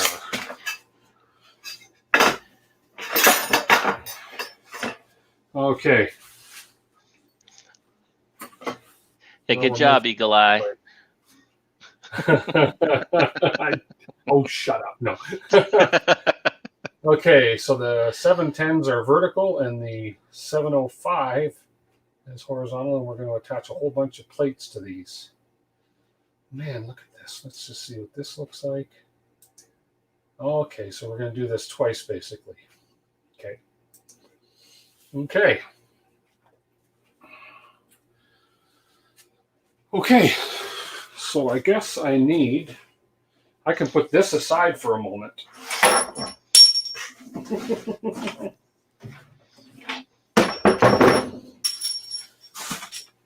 Providing I tighten these pieces in place.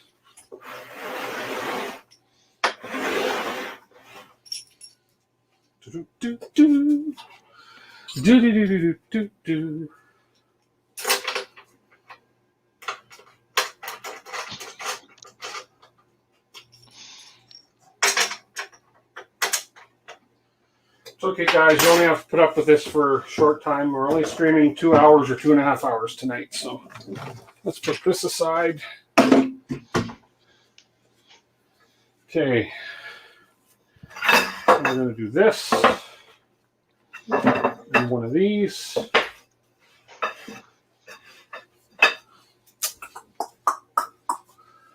And the outside. So this goes on the inside. Like this. There we go.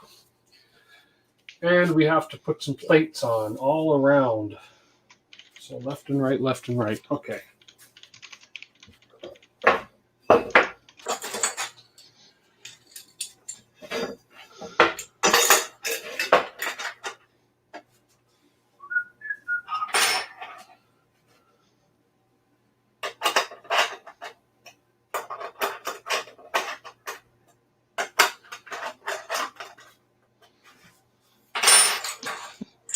You're welcome. It is impossible for you to sleep that long. What are they talking about? What they're talking about? They were talking about Liam and being the old man under the tree and how his beard grew and now he's Rumpelstiltskin or something. And okay. And then, of course, there's just not enough time for him to sleep long enough for it to be considered beauty sleep. And they're not trash talking me. I'm okay. I threw it in. All good things here. Yes, in the chat. All good things. Sometimes the truth hurts. It's okay. Don't worry about it, Liam. Okay, we have the two top ones like that. We have the bottom one like that. We have to have another one in the bottom as well. So we're coming out two sides on the bottom.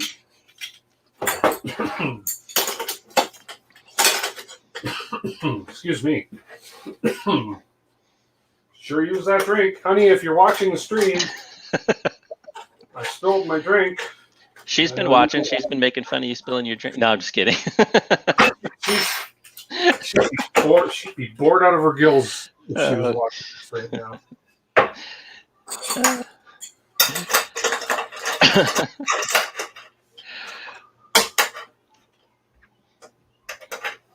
I don't recall any of the other live builds if anybody actually streamed this part live, but if not, I'll be the first.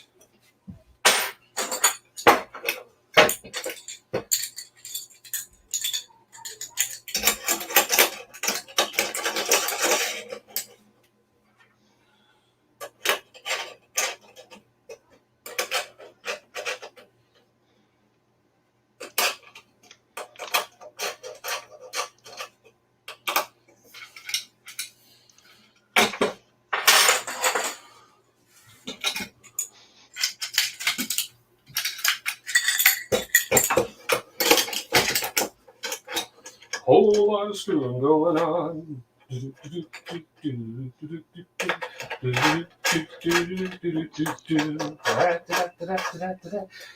Went to my brother's 60th birthday celebration last night. His birthday's not for another 20 days, but they had a little get together for his 60th because it was the only time they could. So this is your younger brother? Oh, good thing I'm not near that mouse because you can put it in here so quick. Actually, it's not far off. He's just a little over a year older than me. So just a little over a year older than me. And obviously this bottom part is going to sit in here like that. And like that. And like the fool I am, I should have turned that over and done it. Yeah. Okay. This is where we get to do the... That was good, Kieran. That was good. That was really good.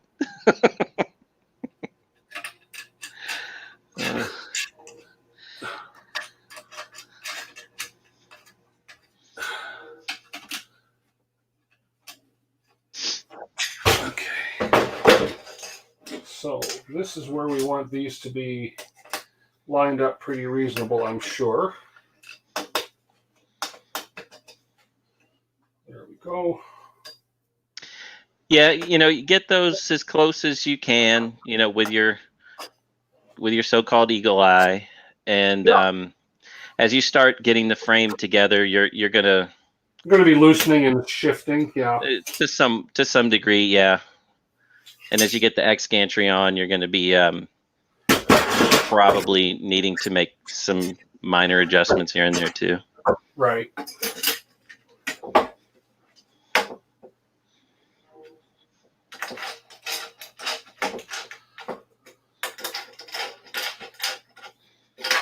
Oh, there we go.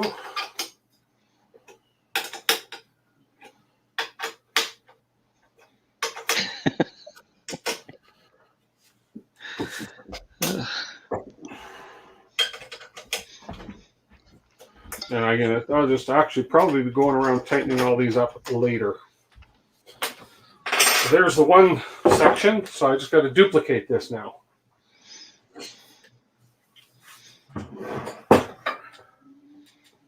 Don't fall. No, you're gonna fall. Don't. There you go. Yeah, don't stand it up. No. Your track record on this stream so far has not been good on things being knocked over. No kidding. Yeah, I know, because and it would fall this way and hit me on the head. Another ding to the head you don't need this week. Oh wait, was that last week when you dinged your head? Oh, I think that was last week. That was putting up that wall mural, right? Yeah. Yes. Putting up that wall mural, and I dropped that top piece on my head. That could have been a lot worse because those platforms are heavy.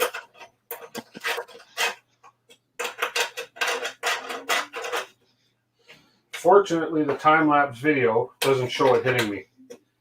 Darn it. Yeah, I know, because that could have made for some subs right away, right there. Right there. Your view counts would have shot through the roof. Yep. Anybody getting injured is... Come on. Liam says he thinks you're part cat because you just keep knocking things off the edge of tables.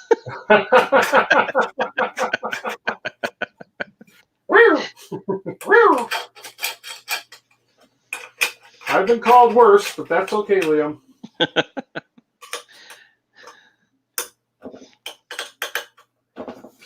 It's okay to be called worse as long as it's from better people. So that's right. That's right.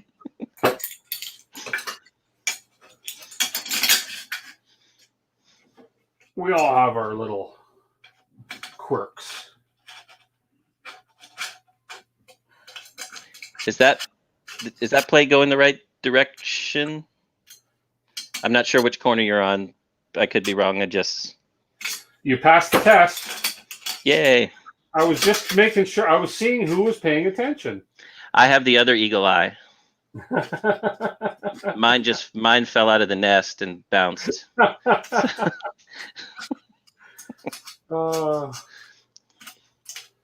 can you tell I'm thirsty and hungry? I haven't eaten dinner yet either. That's all. Right. Not that I need it, but hey.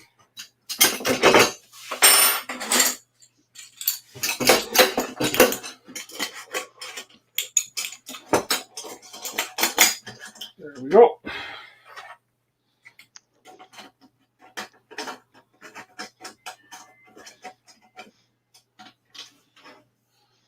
And we're lined. That's a giant build plate, yes.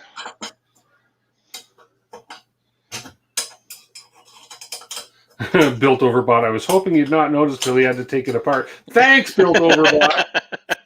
Jeez. You know who your friends and enemies are. I mean, come on. But hey, and I probably would have done the same.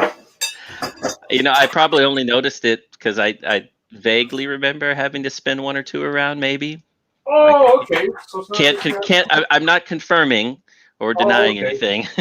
just saying. A friend, you had to do that, right? Yeah. Right. Asking for a friend named Kieran somewhere down under. giant build plate. Can you see the build plate? I'll have to hold the build plate up after. The build plate is like impressively big. It was intimidating. Now Tim gets that a lot, but yes, the build plate is large. Build plate's actually bigger than my belly, which means it's going to be a pretty big build plate. It's similar to this one. There's your build plate, and then there's this build plate that she says is just a friend. Is that a 600? This is another 500. It's slightly bigger than the RatRig, but it's a 500 build area. Yeah. Wow. That's impressive. I think the overall dimension on the RatRig, it was like 507 by 507, right. I think. Okay. Yeah. And that one's like 511 by 511 or something. Okay. So how about everybody else? Let's compare build plate sizes, shall we?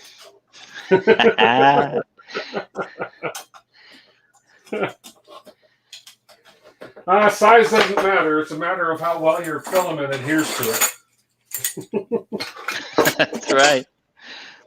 Now, if you're only using the 1.75 like Tim, then of course, Well, speaking of that, okay, I got a box sitting over there that unfortunately is not going to be open for a while because I want to do it on the stream. It's the Atomstack Cambrian rubber printer. It comes with two extruders, exchangeable extruders, a 285 and a 175. So that's cool. The rubber material is 285 millimeter. Then you can swap it out to do 175 filament. So that was a Kickstarter thing, and I just received it last week. It was my last Kickstarter and my last printer. This guy is going to be my to-do-all printer, and it's going to be probably the last printer I actually buy. If I ever get to a point where they send me printers, so be it. But I think I'm through buying printers because I don't have room for what I have, and I've got to get rid of some now because it's kind of ridiculous. I'm going to take some down to my office. But for here, I'm going to have, for my home studio, I'm going to have the RatRig once it's done. I'm going to have my two Prusas and probably just the Delta, the Silent Speed Racer. And I think that'll be it for the printers that I keep in my actual studio here. That's a good kind of range of selection, though. I've got too many, and so I'm either going to get rid of and sell my CR6 SE. I'm thinking John might want to buy another one, but we'll see. And well, he just needs one that works. Oh, there we go. Well, he needs to be able to. Let me rephrase. He needs to be able to work one. How about that? Ouch. My Andrew 3V2s. I'll probably just end up bringing all those little ones down to my office. So we'll see. Okay, there we go. Can you ship a fire extinguisher, though? Can we ship that to John? Oh, boy, I need that drink. Okay, we have done this. We've put that together, and we have two pieces that look very similar to that. Step 10 is finished. Step 11,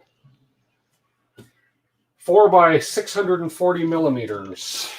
And that's these four, which I happen to have marked right here. 640, 640, 640. Allegedly. Allegedly 640, yes. But we're going to trust oneself. Okay. Then we come up. Let's just show the audience. So two of these 640s are going to join on the bottom that way. So we're going to put, so I'm just going to see, just sneak ahead and see what we're going to end up with. We're going to end up with that. So we're going to take two of the 640s and we're going to screw them into the, oh, that's easy enough. Okay. So that, basically we have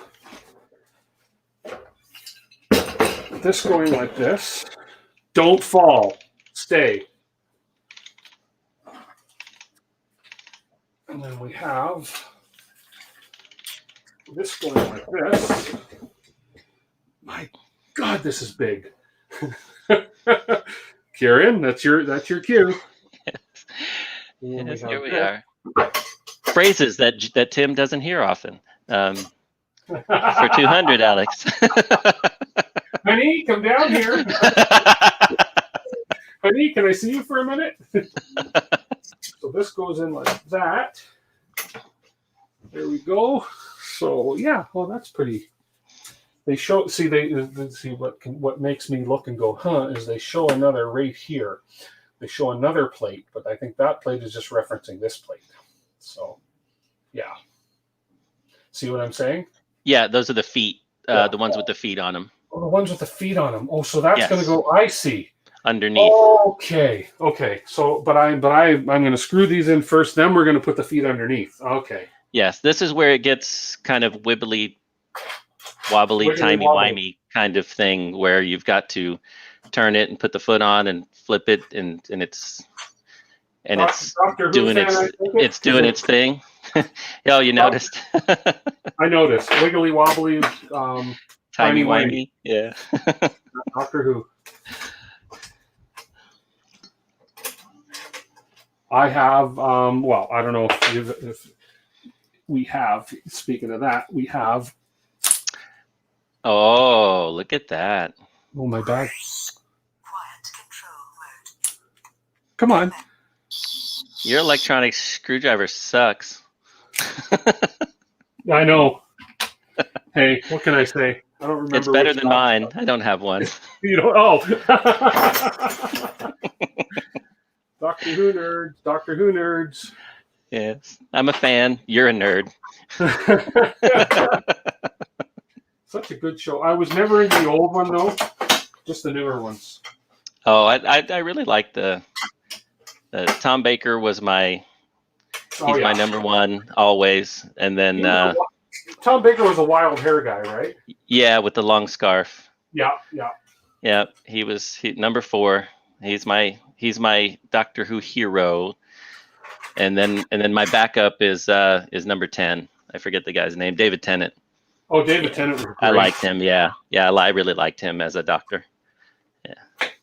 Matt, what's his name? Wasn't bad, but okay. So we're gonna put you on the side here, and I don't know if the cameras are gonna pick this up. Here, maybe on this camera here. Turned out the lights. What lights? What I'm doing here, you can see it on this camera here. Oh, my sonic screwdriver is going crazy now. What we're doing here is putting the feet on, basically the foot plates.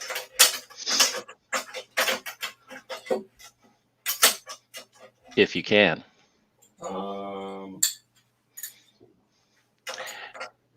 It's a matter of lining up my nuts. There we go. Come on, stay in line. And try to make sure you keep the foot as close to the corner in terms of placement. Yeah, so you may have to, because some of them are assembled a little differently. Yeah. Yeah, okay. That way the weight tries to shift into the rubber foot. Maybe I wasn't supposed to put that one. And you can move it around. It's not canon that it's, yeah. I just got to scroll up with mine. I think I might have put one too many nuts in this one because the corner one. Oh no. Oh, Kieran, yes. Is that why you still play the recorder? You started with wait, William Hartnell. Was he 1 or 2? Okay. I made a little error here in case anybody does the same thing.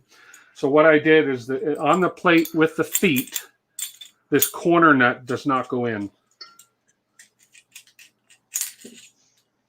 So basically that goes like that without the corner nut. There you go. So a little mistake, but I didn't pay attention to that in the picture. And that's the same for all 4. Silence in the Library. That was a great episode. Yeah. Unplugged Productions. You're right. Those Weeping Angels still great. It's one of the new Who's. Yeah. that we like to call them. But those weeping angels, man, they creep. Those were. I don't know that Doctor Who can come up with another better. Yeah, those angels. That was the show called Blink. Yeah. Oh yeah. Number 1, his recorder sits on his truck. Do you record yourself to sleep at night when you're lonely, Karen? There's really no way to get these close to the corners. I guess. Best you can. Yeah. Okay. I know I fiddled with the ones mine, and it's not exactly like the instructions, but it made me feel okay about it. So, or at least it was, along the frame somehow. Yeah. I don't know if this can be seen on camera, but yeah, this one is see, because you can't go right in the corner, of course. Yeah. So I'll just make sure that it's the same on all 4 sides, that it's the same orientation. But that's why I couldn't put the corner one in, is because there's an extrusion under there and the T-nuts don't fit. Oops. And I need a different size wrench for the foot. Dougal, the Q5, I want to say, that I've seen people put clipper on it, but they've changed the main board. I mean, that may have just been part of their tinkering too. Because I'm not sure that Robin Nano S gives you all the functions that you would want with clipper, or the Robin Nano, whatever board it came with it. I forget. I really liked that Q5 though. It was a little fun, it was like a little toy printer that printed amazing. I ended up selling it to a coworker of mine, getting him into 3D printing.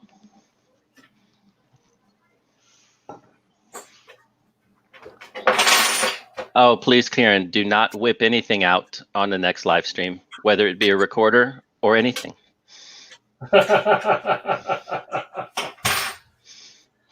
Okay, and the top, keeping on the line, it's going to be this one. Unplugged. I'm in the market for large-scale Core XY. How does a RatRig compare to the Voron?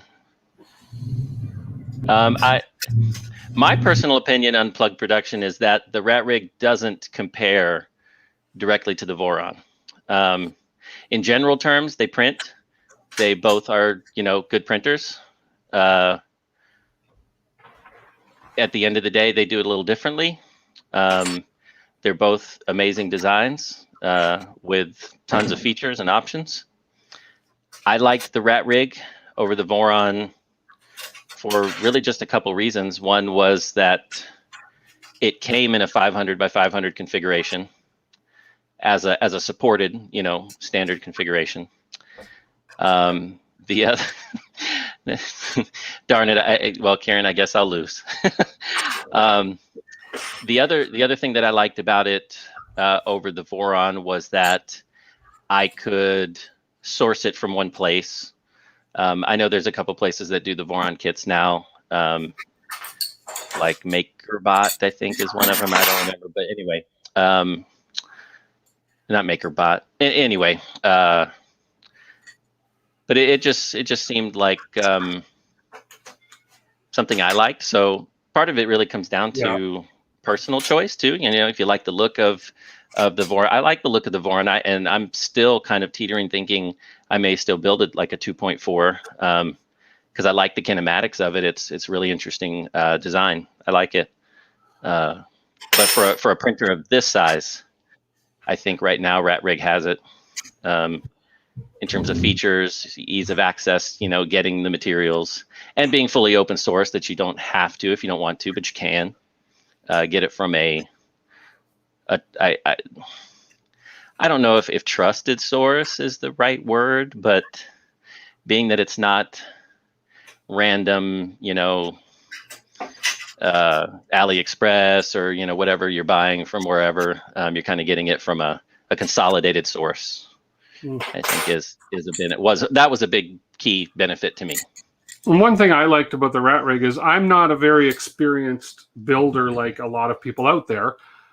I didn't feel comfortable having to source a lot of my own parts. I'm more comfortable getting a kit where they send me what I know is going to work. So until I get a little more experience under my belt.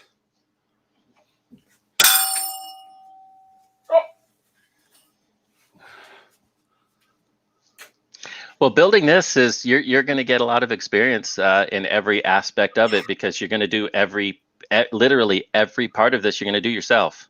Right. Yeah. And I think it's really just going to show you that it's not impossible for anyone. It takes time and a little practice and some confidence that you build through the practice and proficiency of doing things repetitively. But even the wiring, it's not difficult. It's not impossible for anyone to do this. Right. Anybody can build this. Somebody may be able to build it in 2 days, and it might take you 2 weeks. Who cares? Right. Exactly. But when you're done, you know how it went together. Yeah. You have a good starting point of how it's going to work and what you did to make it work. And if you ever run into problems down the road, you've got a foundation to start from right there on how to get it back up and running, or possible issues. That's just it. I mean, and that's why what I liked about building the Prusa, the i3, is because I feel comfortable taking it apart, taking the extruder apart, taking the hot end apart completely, because I built them and I kind of know how they went together. Mm-hmm. It's less intimidating, and this will just take that to the next level. Mm-hmm. FormBot, that's what I was thinking of. FormBot, not MakerBot. Yeah, FormBot has a Voron kit too. I don't know how good it is or bad it is or whatever, but I know they're doing one, I think. Yeah, FormBot. Have you posted a list of the selected parts in your build, Tim? No, my build. If you go to the RatRig site, my build is their standard configuration, the 500 by 500 configuration, and it lists all the parts that it comes with.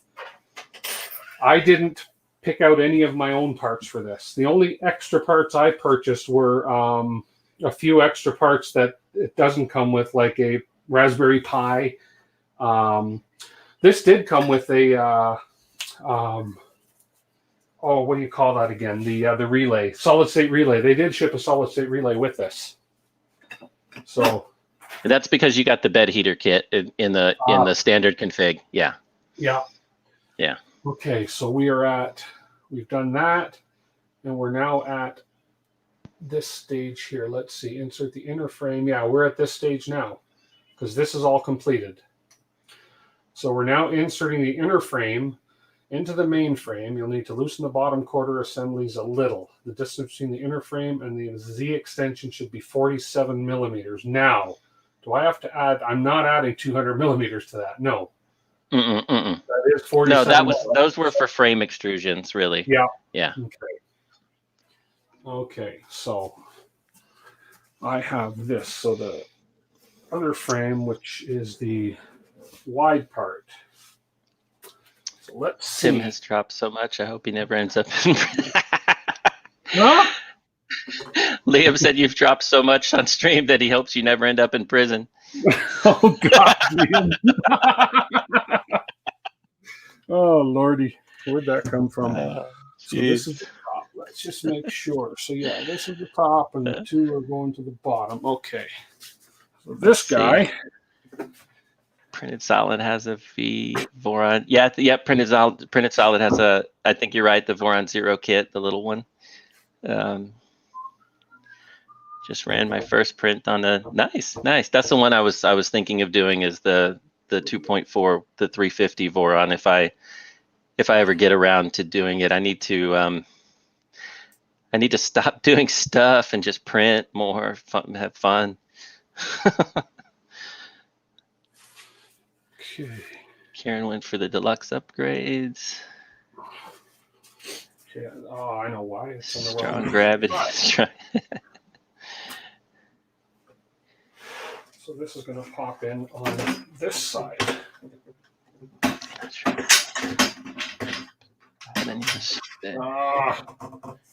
That piece fell out.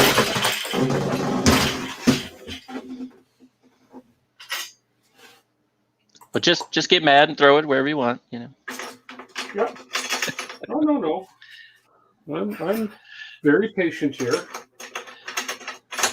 It's strong gravity in Tim's basement. Yes. And the floor was thirsty. Oh boy. Okay. I'm laughing at you and with you at the same time because That's okay. The struggle is real, folks. It is real. These are heavy pieces to be fiddling around with a little bit, so yeah, that's okay. And it's harder doing it at table height. Yeah, for sure. Yeah. Okay.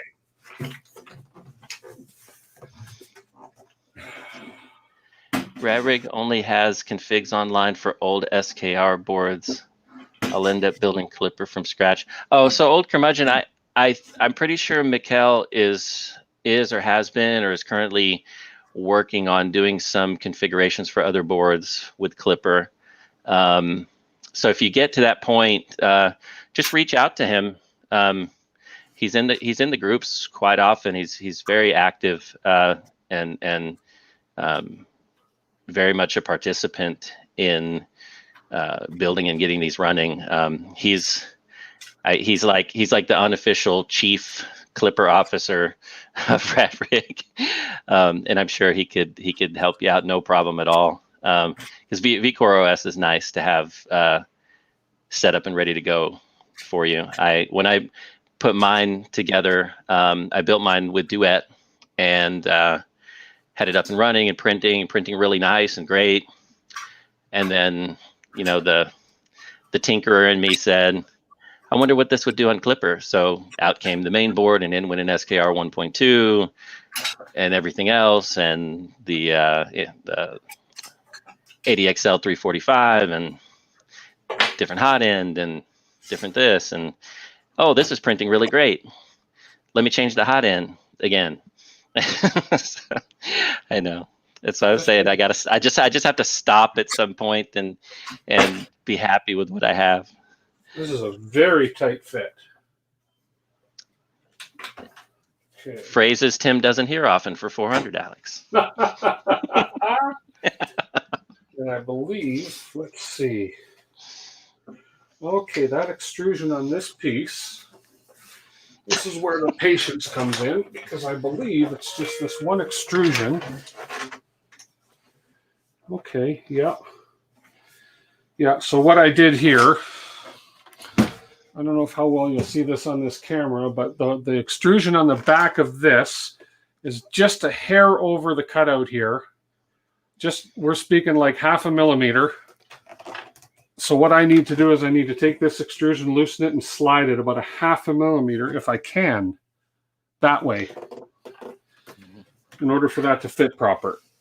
What might help, Tim, is if you loosen it up a little bit, set it in place, and see if you can tighten down at least half the bracket. At least that way it's fitted between the frame. Okay, yeah, I've loosened the corner brackets on the frame like it suggested as well. Okay. Slightly, just to give that little bit of wobble. But yeah, this is definitely, there's definitely that little bit there which is causing it to stick. So I'm going to loosen that a little bit. If I get the right size if I get the right size hex key. There you go. PC. Must be PC. You're America's top hat. You have to be politically correct. We do. Let's see. Tim needs a bigger hammer to fix it. Tim probably needs a hammer. Probably needs a hammer. I have a hammer. I don't have a square, but I have a hammer. Even your boss. Okay. It's not that I can't. I did a config for MKS. Oh yeah. Oh no, old curmudgeon. I didn't mean to say that that specifically you couldn't, or that anybody couldn't. He may just already have one done and just not have pushed it out. I know he's going through some different boards, as because everybody uses different things. So I think he just kind of started with that 1.2. There's no case for the SKR2 either. I don't know what you mean by there's no case yet for it, old curmudgeon. A bit of time, the V-Minion's still in beta. Oh yeah, that V-Minion is like, I want it. I just don't know what I would do with it. I mean, it's like, do I need another toy? But I want it, but I don't need it, and I'll probably end up with one, darn it, but I don't want to buy. It's like, stop putting out cool, fun stuff. There we go. Just a little bit of movement. Just need a little bit more.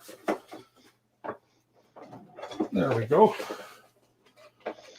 I wonder if the RatRig build will be like Jerry's Ecto 1. No, because this will get done. Ooh, is he still on?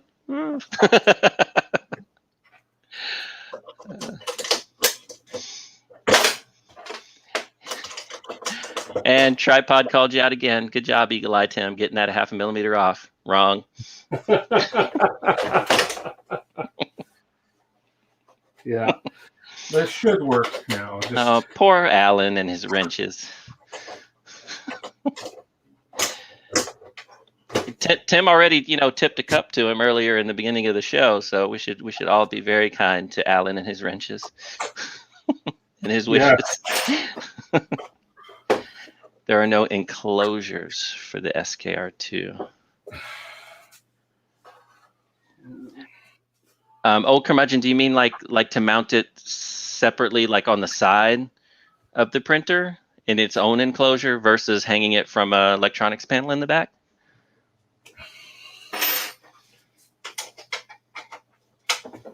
Well, if you want it, you go with what you got. That's kind of how I ended up with just the drawer of parts that I have.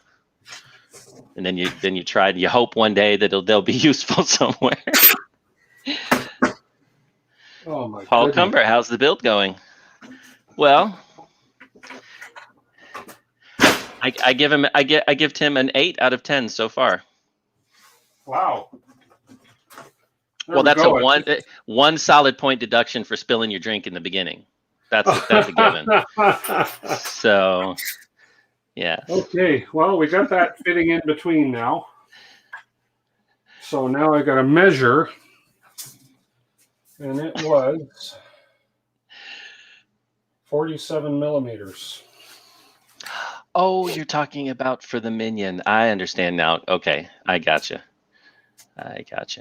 Yeah, I don't know. Okay, so I got to come way back.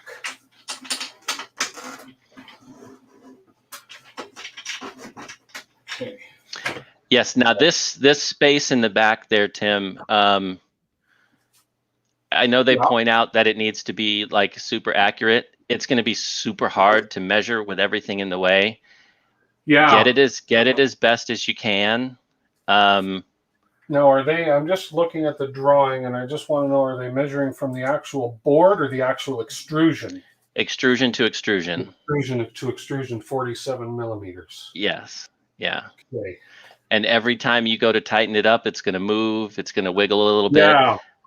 What they're trying to give you is twofold, right? So on the back side of the printer, make sure that you've got enough space for all your electronics and clearance to the stepper motors. And on the front side, that's your build area. So, or your print frame area. So you want to make sure that that's not overextended or too small, which can impact your build volume. Okay.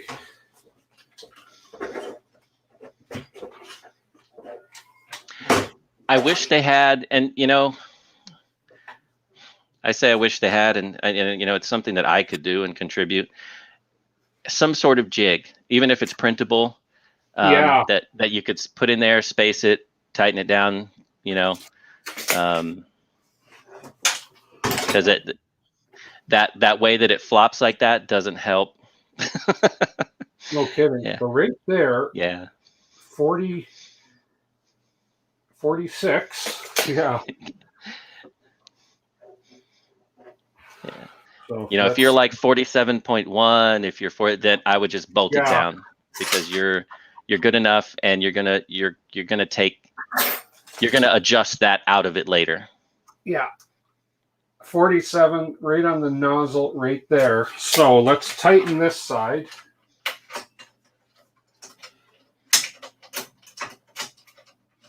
It's a snug fit, which is good because it's not sliding around easy. See, old curmudgeon, I'm in for Plug more than that the one. price Now of we'll a come Prusa over Mini here. just to finish out the build. Yeah, they can add up, and that.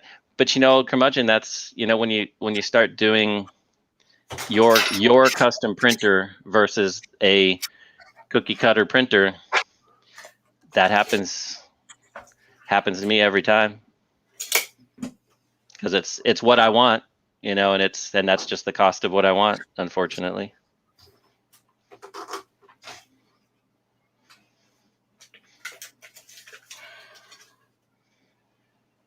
$45, $48. Nice. I'll be watching that. Yeah. 45, 46, 47 and a half.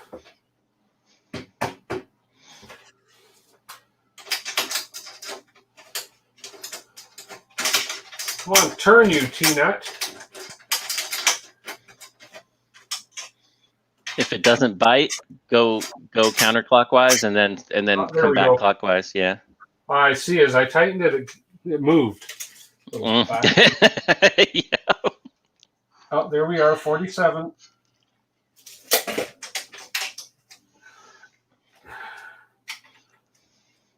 Okay. 47. Yes, built over bot. I agree. And you know, there's a kit printer that I'm building off to the side now too, and that was one of the best things that they had, was this little print it yourself kind of jig that gave you different frame spaces and, you know, little things. Yeah, and that I would think really help. yeah. Okay, we're tightening the bottom at 47. Okay. So here we are so far.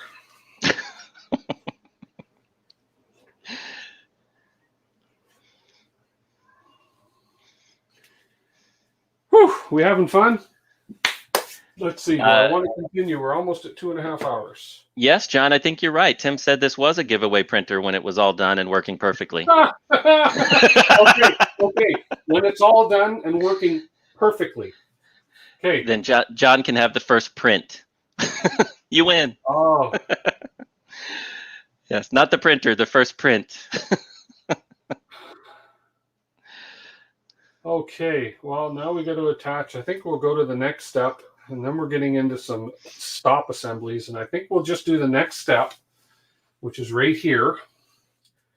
And that's going to be a 2.5 hour stream. So let's do this next step, and we'll call that a good step 15. You've done actually a considerable amount in this amount of time. You've done really well.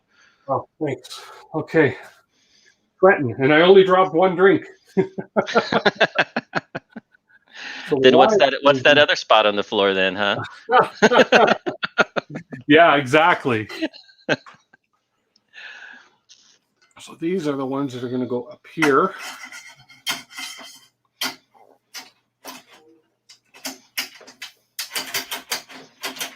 Once we align the T-nuts properly.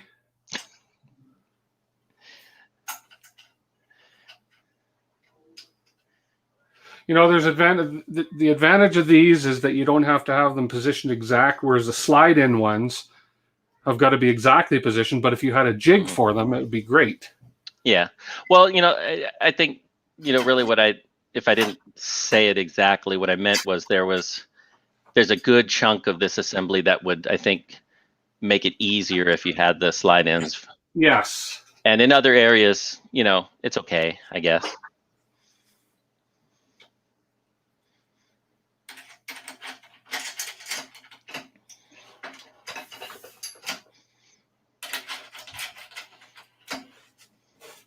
Okay, and then we're going to tighten this one up, snug this one up here.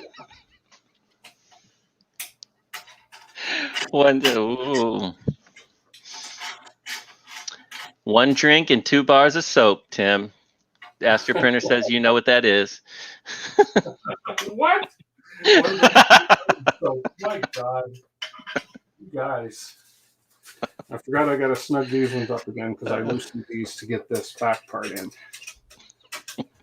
I just have to snug these up because I loosened these off.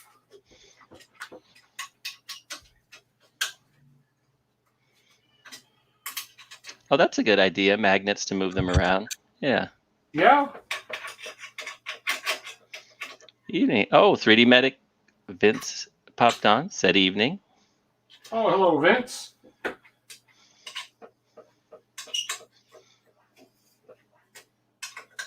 Yeah, Kit, the roll-ins. That's the ones that I'm thinking of, where they've got either like the little spring or the little ball bearing or whatever, and you just kind of roll them in.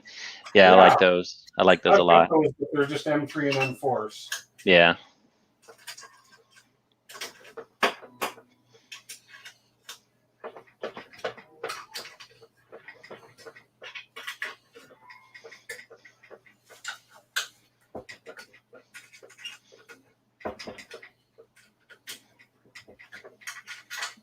Oh, DB3D Dan's power is back. So he's back. Well, you haven't missed a lot, Dan. Were you here for the drink drop? And don't bring up power issues around Tripod. He gets all crusty about it with his failed prints that he tried to blame on a power outage.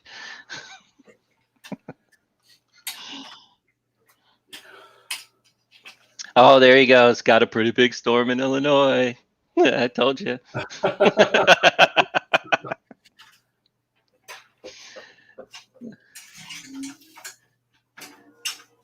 Okay. Man, there's so many screws, bolts on this thing. It's like, wow. Okay. Now I got to put another one back here, I believe. Oh, no, these are the... Did I put the wrong one on? I put the wrong one on. Oh, I think I'm getting tired. Timmy, come on. I put the wrong one on. It's got to go on eventually, but that's not supposed to go on yet. Well, hold on. Oh, you were supposed to put the Y sides. The Y sides first, yeah. Yes, yes. Yeah, I think it's been a long... I think you know what? You can leave that there for now. You think so? Yeah. Okay. Yeah. As long as it's not a different size of the one that goes in the back, you should be okay. Yeah, no, it's okay.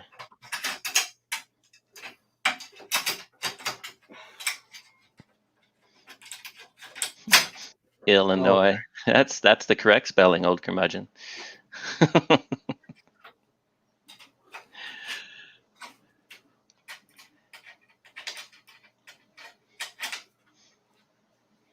Yeah, here in Vegas, it's been hazy and smoky because of the fires in California. Just another thing that they're doing to ruin our life over here. Well, we've had basically today and yesterday were the first 2 days we could actually see the clouds because of the smoke from the fires in BC. Wow. It's been crazy. Yeah, literally, if you walk out my house and just turn and look, there's a canyon. There's a little small mountain range and a canyon back there, and we couldn't even see it yesterday because all the haze and the smoke that was coming over the mountain range.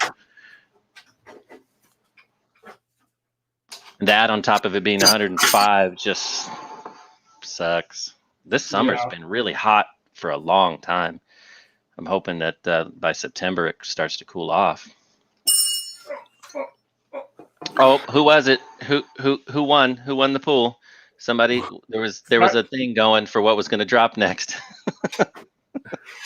Oh my God.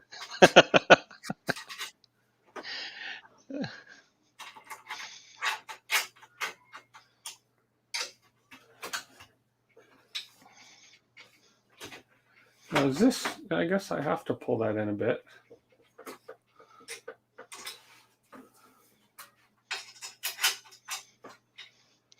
Oh, I'm with you on that, curmudgeon. Every day we wake up and hope to read that the big earthquake came and snapped them off and floated them out to somewhere.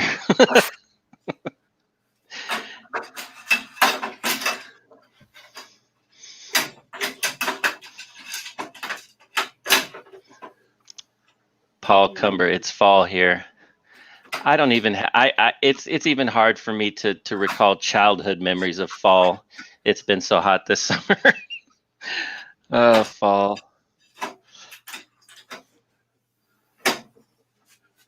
That was kind of like living in South Florida too. We had 2 seasons. We had rainy season and hurricane season. It just sucked. Oh wow.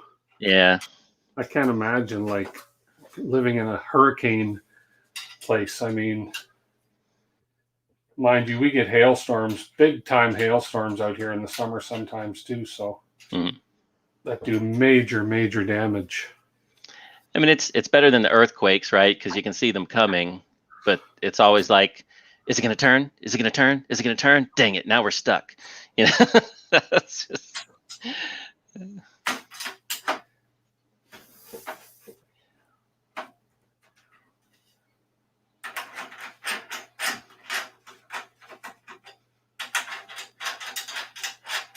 Oh, tornadoes! Those scare the crap out of me. I don't even want to hear that. Wow. Yeah. Oof. Used to have to travel a lot to Oklahoma for work, and it was just like every day there was like, there's a tornado over here, there's a tornado over here, there's a tornado over here. Look at this giant tornado, everybody! And I'm like, oh my gosh, yeah. Okay. And those are just, even just to look at, they're scary. There we go. We got that step done. Now, question for you, Jason. Yes, sir. While tightening this up, I actually had to pull this in a little bit because it was flexing out a bit. Is that pretty normal? Yeah, that's okay. Trying to suck it all in together. Well, so what's going to happen is as you get the X carriage on, and you start to align that with your linear rails and things, you're going to be making some tweaks to the frame as you rack out some of what's in there that's not parallel, or perfectly parallel, or as best you can get it parallel.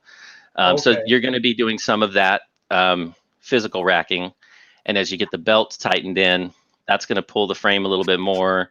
You're going to make a little more adjustments, and so you're going to be making some small adjustments as you go along, as you add more pieces that are motion pieces. Yeah. Well, I just snug these up. I think I'm going to snug these guys up, and I think we're going to call this a successful stream and a successful to this point. Oof.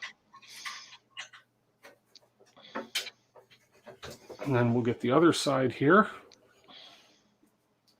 Can see it through that camera.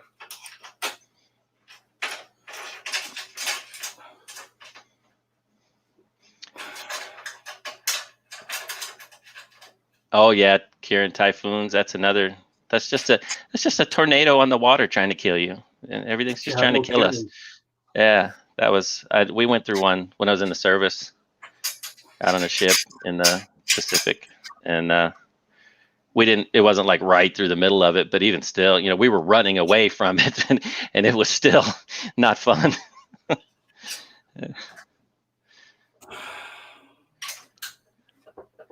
Okay, well, there we go. So, not bad night's work, I don't think. There we go.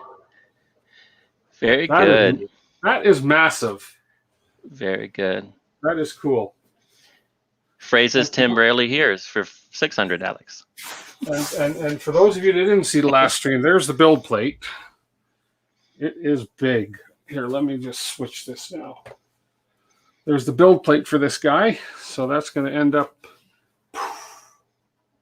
There we go.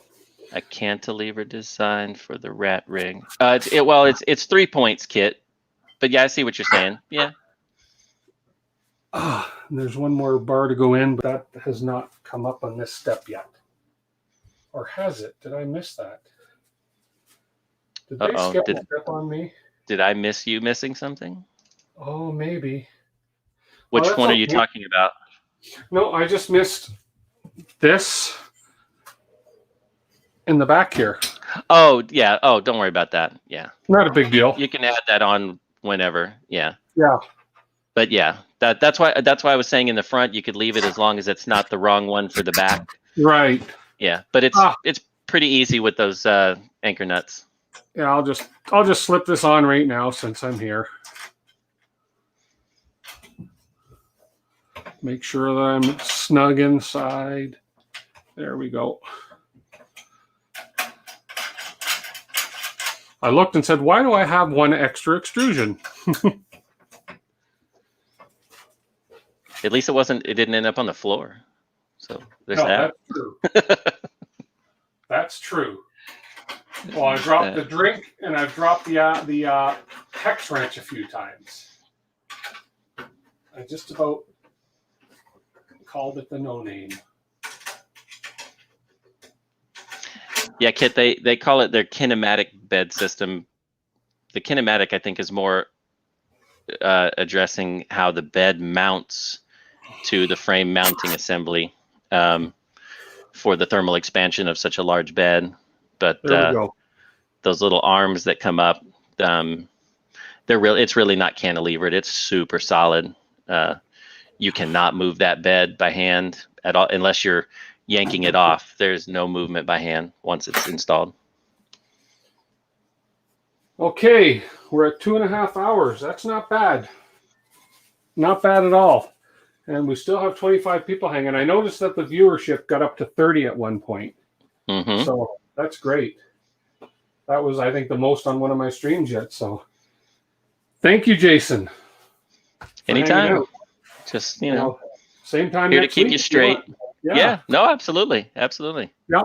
And so I'm going to say goodbye to you, and then I'll say goodbye to my fans. Bye. Okay, we'll talk to you later, Jason. Take care, everybody. Okay, everybody, listen. Thank you, everybody that hung out this long. Especially thank you to Jason. Major big time. Really kind of gave me a little more confidence to do this. So we got a really good start on this tonight. This is exactly what I was hoping we could get done. Did it in a shorter time frame than I thought. And it's begun. It has begun.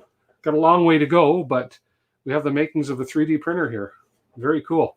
I want to thank everybody who's hung out this long, and I appreciate everybody watching and all the comments. And hopefully it'll be a little more exciting next week when we start to get into adding some of the components to this. So this was this was a long, tedious, I'm sure for a lot of you, boring process, but hey, it was fun. So thank you, everybody, for joining. Everybody that came in and stuck around, I much appreciate it. And we will catch everybody next week, same time, for the however many steps we can get done in a 2.5 hour stream. So good night, everybody. Thank you.